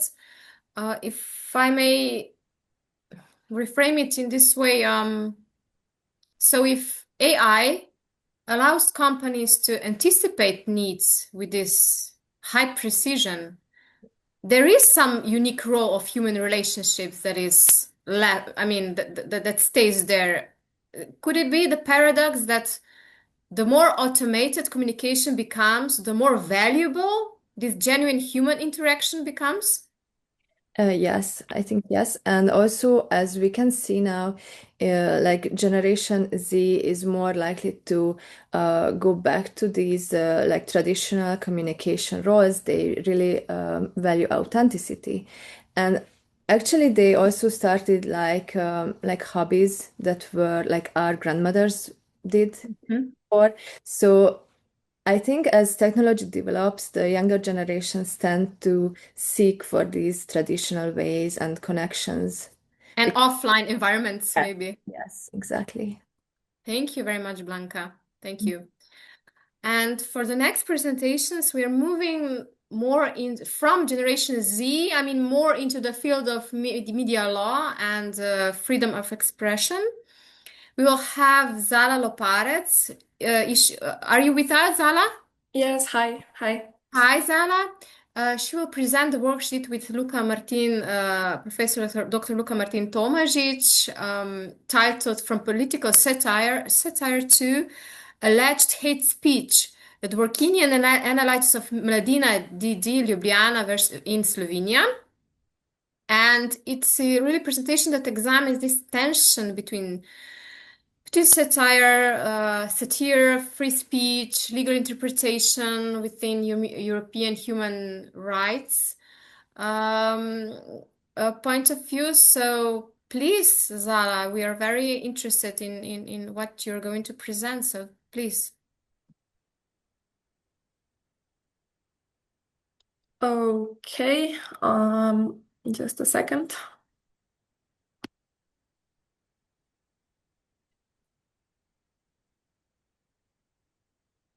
Do you see the presentation?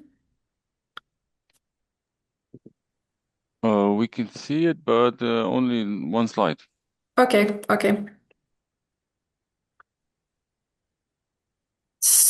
So, dear colleagues, And the presentation is not in full screen right now. stop sharing.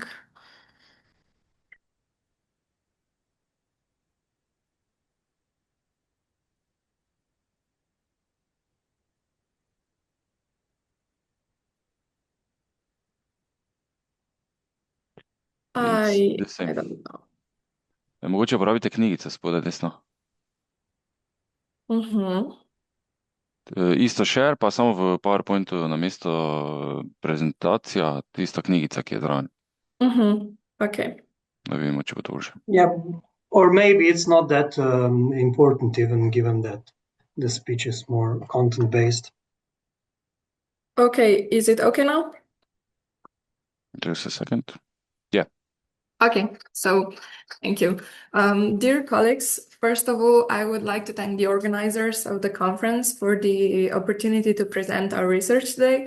My name is Zala Loparec, and I'm a student at the Faculty of Law of Ljubljana.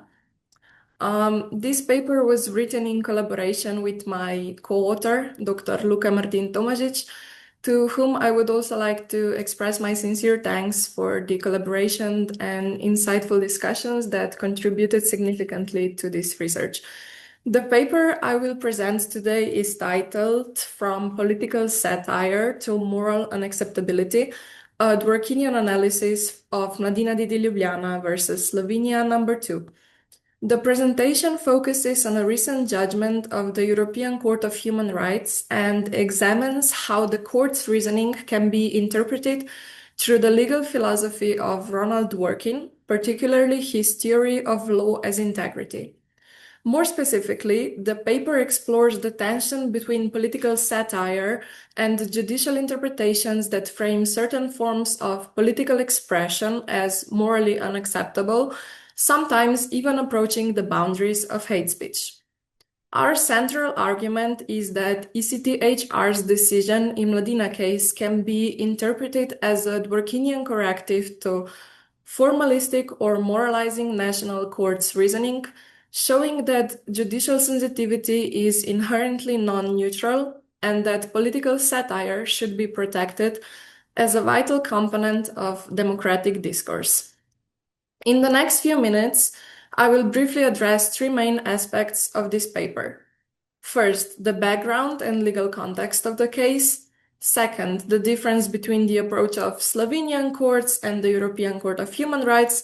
And third, the Dworkinian theoretical analysis of the judgment. So, the Mladina case, the case mentioned, concerns a publication in the Slovenian weekly magazine Mladina, which included a satirical visual comparison between the Slovenian politician Branko Grims and Joseph Goebbels, the Nazi propaganda minister. The publication appeared within a broader satirical context addressing political rhetoric and ideological discourse in contemporary Slovenia. However, the comparison was interpreted by Slovenian courts as an unlawful attack on the politician's reputation. The national courts largely evaluated the image in isolation and concluded that such a comparison exceeded the permissible limits of criticism in democratic discourse. As a result, the publisher was found liable for violating the politician's personality rights.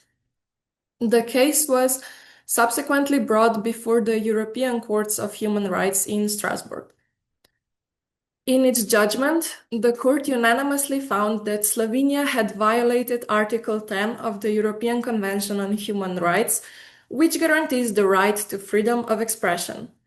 The court emphasized several well-established principles within its jurisprudence. It noted that political speech enjoys the highest level of protection in democratic societies. The court further highlighted that satire constitutes a specific form of artistic and social commentary that relies on exaggeration, provocation, and symbolic expression, and because of these characteristics, satire must be assessed with particular caution when restrictions on expression are concerned. Finally, the court reaffirmed that politicians must display a greater degree of tolerance toward criticism, precisely because they participate in public debate and exercise political power. So one of the key observations of our paper is that the case reflects a broader pattern within Slovenian jurisprudence concerning freedom of expression. In several earlier cases, the Strasbourg court has found that Slovenian courts sometimes adopt a relatively restrictive interpretation of political expression, particularly when criticism of public officials is involved. This approach tends to focus primarily on the protection of reputation and personality rights, sometimes without giving sufficient weight to the broader democratic function of public debate. So the European Court of Human Rights, by contrast, applies a more context-sensitive and proportionality-based analysis. Rather than isolating individual elements of expression, the court evaluates the entire communicative context, including the role of satire, the contribution to public debate, and the public status of the person concerned. In the case under discussion, the Mladina case, the Strasbourg court has emphasized that the satirical comparison was part of a broader political commentary and should therefore be interpreted within that wider context. By failing to do so, the national courts, Slovenian courts, effectively restricted a form of political expression that plays an important role in democratic discourse. So to better understand the theoretical significance of this judgment, the paper draws on the legal philosophy of Ronald Dworkin. Dworkin argued that law is fundamentally interpretative. According to his theory, judges are not merely applying pre-existing rules, but are engaged in a process of interpretation aimed at presenting the legal system in its best possible moral light. Two key criteria guide this interpretative process. The first is fit, meaning that judicial interpretation must remain consistent within the existing body of law and established precedents. And the second is justification, meaning that the interpretation should provide the most morally coherent explanation of legal principles such as equality, fairness, and justice. For Dworkin, the central value that unites all these criteria is the principle of integrity in law. Integrity requires judges to interpret legal norms in a way that ensures coherence between different areas of legal system and reflects the underlying principles of democratic society. When we analyze the reasoning of European Court of Human Rights through this Dworkinian framework, several important observations emerge. The judgment clearly satisfies the requirement of fit, as the court's reasoning builds upon its long-standing jurisprudence regarding Article 10, particularly the strong protection of political speech and the narrow interpretation of permissible restrictions on freedom of expression. At the same time, the judgment provides a strong moral justification. By emphasizing democratic pluralism, tolerance, and the importance of open political debate, the court situates freedom of expression within a broader framework of democratic values. In contrast, the reasoning of Slovenian courts appears closer to what Dworkin described as conventionalism. This is an interpretative approach that focuses primarily on the literal application of established legal rules without sufficiently engaging with the underlying moral principles. By isolating the visual comparison from its satirical context, the national courts interpreted the expression in a way that limited its communicative meaning. From a Dworkinian perspective, this type of reasoning risks fragmenting the legal system and weakening the coherence between the law and the law of constitutional rights. To conclude, the Mladina case illustrates several broader issues concerning freedom of expression and judicial interpretation. It highlights the continuing tension between national judicial approaches and supranational human rights standards, while also demonstrating the crucial role of political satire as a protected free form of democratic expression. At the same time, the judgment shows how the reasoning of the European Court of Human Rights can be understood through the lens of Dworkinian integrity as a form of adjudication that seeks coherence between legal rules and fundamental democratic principles. Ultimately, the decision reaffirms a central idea of modern constitutional democracy, that is, that democratic societies depend on pluralism, tolerance, and open debate, even when such a debate takes a form of sharp, provocative, or sometimes even an uncomfortable criticism. Protecting satire, therefore, is not simply a matter of artistic freedom, but a necessary condition for maintaining a vibrant democratic public sphere. This is it, so thank you very much for your attention. Thank you very much, Zala. Well, because since I work as an editor, I have a question. I mean, I understand that politicians are expected to tolerate this higher level of scrutiny, but also I'm also constantly in my work in newspapers, I'm constantly confronted. Sorry, there was no video. Okay, sorry.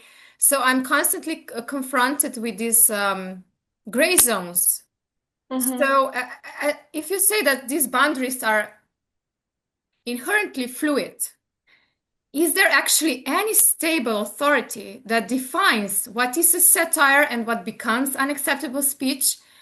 And if this boundary is always interpretive, as Dworkin suggests, does this mean that such decision can never be truly neutral, but is always shaped by some underlying values and power structures? Luca, what would you say? Okay.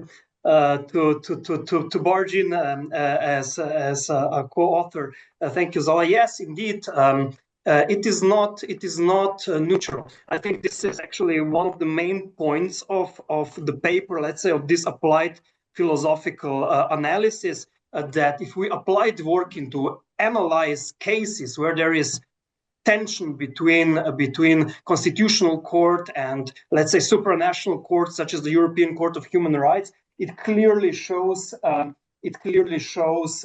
judicial sensitivity is indeed non-neutral. Does it mean that it is arbitrary? No, it is not arbitrary, because we do have prior practice, especially on the ECHR level, but also on the constitutional court level, through which we can interpret or we can predict to some degree where the judgment will go. But what is interesting is that through time, obviously, the underlying values influence the court practice and the change of underlying values, or as you said, power structures. But I would not simply limit it to power. Power is one aspect, but actually value does not automatically collapse to power, like Foucault, for example. It's a whole different debate, but I think it is relevant. But indeed, power is also a part of it. However, we need to also separate what Dworkin is saying. He is, to some degree, he is speaking about what law should be, or what this practice should be, not only what it is. So when we analyze what is with what should be, we can see if the courts are going too far, if they are being pragmatist, if they are being, like horses with this, with their vision blocked, like happened with the Slovenian Constitutional Court, and is actually a recurring pattern with not only Slovenian but some constitutional courts. And I think that really this decision is praiseworthy to show the underlying, let's say, adherence to the concept of the rule of law in the human rights practice in Europe, but also more broadly. It has been praised a lot. across different forums, from Columbia University Global Freedom of Expression to others. So I think this is something that needs to be emphasized. But in scholarly terms, our point was twofold. One is indeed, as you said, Marusha, judicial sensitivity is non-neutral necessarily, not arbitrary, non-neutral, but also that applied philosophy can tell us something about communication, obviously in applying qualitative methodology. Yes, but Professor Tomažič, I have I mean, it's troubling in sense of from an editorial perspective. My decision has to often be made quickly without some legal certainty. So what guidance can a Dworkinian approach offer to us as practitioners who must interpret these boundaries in real time? Well, the boundaries are not per se shown by the Dworkinian approach. The Dworkinian approach shows what the boundaries should be. When you are deciding as an editor, you are trying to ascertain the practice as it is. And the practice as it is can differ from the practice that it should be. And to get really practical, the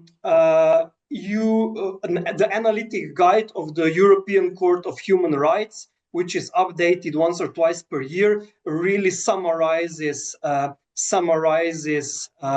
what is the current practice at the European Court of Human Rights level.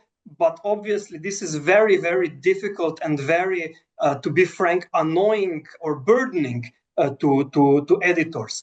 It is the nature of law, you know, that the reality of human experience is much more colorful than law or even court practice can predict. But then at the same time, you have law as like a Damocles sword or a hammer that falls on your head if you do a mistake.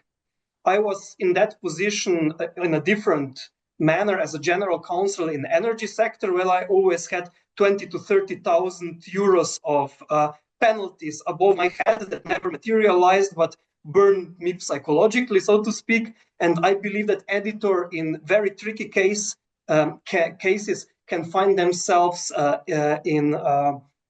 under a very high burden of what legal consequences may happen. And let's say Guardian or really big outlets have whole legal teams, head of legal departments, and so on, which is not a luxury that an editor of smaller, even regional, regional journals, magazines has. So I feel you, this is a difficult position, but it is something that law cannot solve entirely, and you still need to be an editor, not let's say attorney restricting your own conduct. So follow your conscience, but be smart about it regarding law. So that's all I can say. It's not and always hope for the best. Yes, that's right. Thank you very much, Zala and Professor Tomažič. Thank you to both. And well, let us proceed, or else I will plunge more into this theme and burden everybody with it. So thank you. Is Stepan Petricevic with us, or? I think the next two speakers are not with us right now. Yeah, because Mr. Pelic also said that he will not be here. So then we're having the final presentation, I think. Yes, from Professor Shorjan. Okay, so Professor Shorjan, Zdravko Shorjan, he will talk about freedom and ethics as basic postulates of religious creativity. So we're now going to religious ground. Professor Shorjan, da li ste sa nama? Da, jesam, tu sam, pratim. Okay. Professor Shorjan will speak in his own language, but we'll try to explain a bit afterwards in English. So, hvala, Professor Shorjan. Možete početi. Kao što ste naglasili, ja ću samo ukratko pokušati da predstavim rad koji će, razumije se, biti objavljen. Izvinjavam se, moj engleski je dobar za slušanje, ali za konverzaciju još nije. Verovatno kad budemo stariji, onda ću ga naučiti.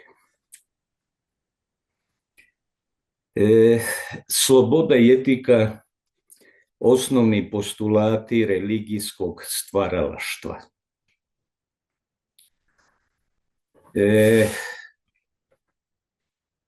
Samo moralno izgrađen čovjek je potpuno slobodan čovjek. Polazeći od ove pretpostavke ili ove maksime, prenosivši to na entitet religijskog, odnosno crkveno shvaćenog života i aktivnosti, proširit ćemo dakle to značenje na utjecaj, djelatnost i samo stvaralaštvo u religijskom procesu. Prvo bih htio da naglasim definiram dvije osnovne teze, a to je: znanost je akademska disciplina, a teologija koja se bavi religijskim pitanjima je duhovna aktivnost i ona se definira kao nauk o vjeri ili učenje o religijskim pitanjima ili o Bogu. Njen pristup ne potiče iz empirijskog posmatranja, već potiče i polazi iz duhovnog iskustva. Religija polazi od principa vjere, znanost polazi od principa uma. Kada govorimo o slobodi i etici, dva osnovna stuba na kojima ne samo počiva religija, odnosno religioznost ili crkva, nego počiva i samo društvo. Kako je to Schiller lijepo definirao, dakle samo moralno izgrađen entitet ili osoba može biti slobodna. Prema tome zaključujemo odmah na početku da sloboda, iako je pravo svakog čovjeka, to je jedna od tri osnovne datosti, božanske datosti ljudskoj osobi, dakle sloboda, savjest i vjera. To su tri osnovne božanske datosti. Sloboda ne pretpostavlja davanje sebe u službu dnevno političkih aktivnosti i to je ono što sam ja u svom radu, koji će vjerojatno jednog dana ili će već biti dostupan, da se s njim neposrednije ko je zainteresiran upozna. Sloboda, dakle, ima svoje odgovornosti, svoje obaveze i svoje vrlo jasno definirane principe. Ona se, dakle, ne može zlouporabiti kad govorimo istovremeno i o stvaralaštvu. Ja proširujem ovdje značenje religijskog stvaralaštva. Ne mislim samo na umjetnost koja je u osnovi religijskog stvaralaštva, na primjer slikarstva ili glazbe, nego prije svega mislim o crkvi koja je danas sebe dobrovoljno dala u službu dnevne politike. Dakle, postala je služba sluškinja dnevno-političkih interesa. Ako crkva ili religija pretendira da bude značajni činilac u društvu, ona mora, dakle, biti slobodna. Slobodna u svom djelovanju, slobodna u svom izboru prostora na kojima će djelovati, jer jedino tako ona može izvršiti svoju ulogu koja joj je i namijenjena. Ukoliko se ona ne koristi svojom slobodom, već dobrovoljno počinjava drugim entitetima, ona će predstavljati samo još jedan društveni problem koji će se vrlo teško moći rješavati. Prema tome, kada govorimo o slobodi i etici kao osnovnim postulatima religijskog stvaralaštva, onda smatram da je etika, ako i nju definiramo, ona je ono što proizlazi iz morala. Etika je ono što, moral je ono što je božanska datost, etika je ono što je naša obaveza prema moralu. Ukoliko se religija oslobodi dnevno političkih zahtjeva i pritisaka, onda će ona ostvariti svoju jasnu i jasno definiranu i ne samo definiranu, nego namijenjenu ulogu u ovome društvu. Ja ne bih uzimao ovdje previše vremena, prema tome hoću da naglasim da se ona mora vratiti u okvire u koje ona pripada i u tim okvirima ona može doprineti da bude značajan činilac u društvu, u stvaranju dobrih međuljudskih odnosa, u stvaranju i otvaranju mnogih prostora u kojima danas postoje ozbiljni problemi. Naše društvo je opterećeno mnogim problemima i mislim da je tu njezina uloga. I ukoliko ona bude bila slobodna u svom djelovanju, mislim da će doprinijeti u velikoj mjeri dobrobiti i rješavanju mnogih problema s kojima je danas društvo suočeno. Dakle, ona se mora baviti onim moralno-etičkim pitanjima, ona mora izgrađivati osobnost kod čovjeka, njegove moralne i duhovne vrijednosti, jer to je ono što čovjeka čini osobom i čini čovjekom. Hvala vam lijepa.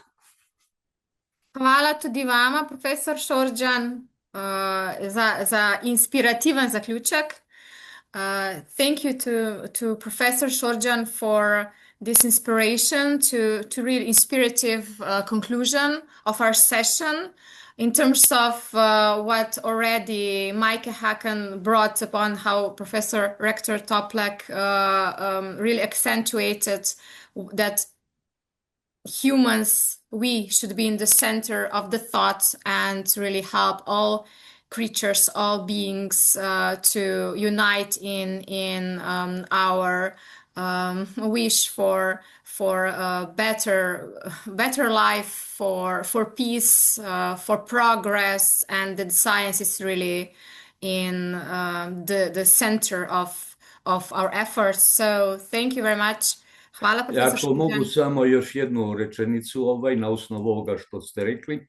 Smatram da je upravo smo sa rektorom Toplakom ovih dana razgovarali o formiranju jednog tijela koje bi iniciralo taj međureligijski dijalog, ali ne u smislu onom zatvorenog tipa, jer međureligijski dijalog se ne može odvijati samo u okvirima međureligijskih odnosa.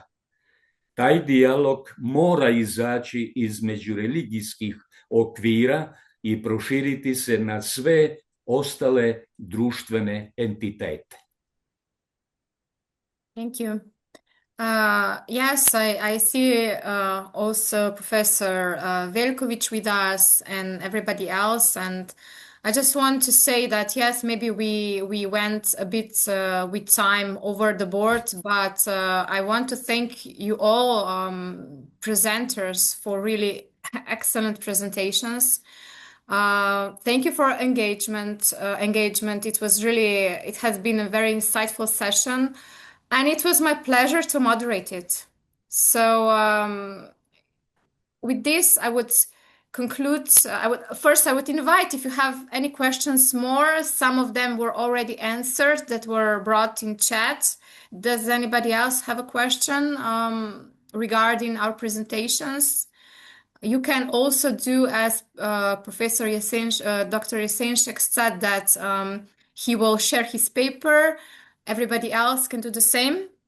And I think that, as you said, Dr. Jesenšek, you will be available for questions after, maybe by email or... Oh, yes, of course. Yeah, of course.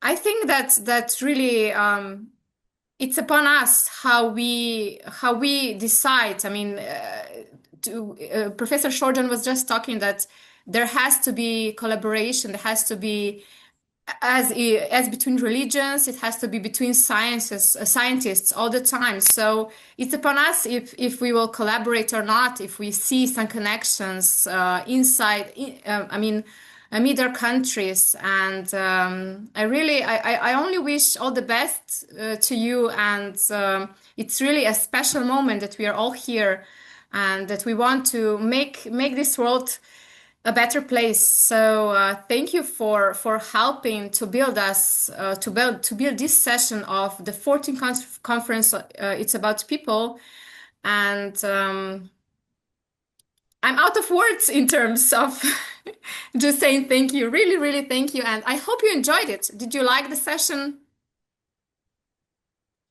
Yes, of course. And I'm very glad that you see it as a moderator again, because Thank you, Manuela. it is always very interesting. Thank you, Manuela. Okay, you always I have questions. So, Maike, please. Yes, I really found it so interesting to have some insights into Slovenian research, because mostly in sociology in Germany, you look at the UK or USA and not the nearest partners in Europe. And so for me, it was really great to hear about those great research. And what I take away with me is that the point with these values or increasing value or the increasing relevance of values, especially concerning digital public sphere, is something we have to look a little bit deeper at. And that's what I take with me. Thank you, Maike. And thanks. Thank you. So relationships, really building relationships. And thank you. I wish you all the best. And I'm looking forward to seeing you next year. Yeah. Please join us we'll have the 15th conference, I'm sure. So please come back and with your new research. And thank you very much. All the best to you, dear colleagues. Thanks. Bye-bye. Thank you. Goodbye. Bye.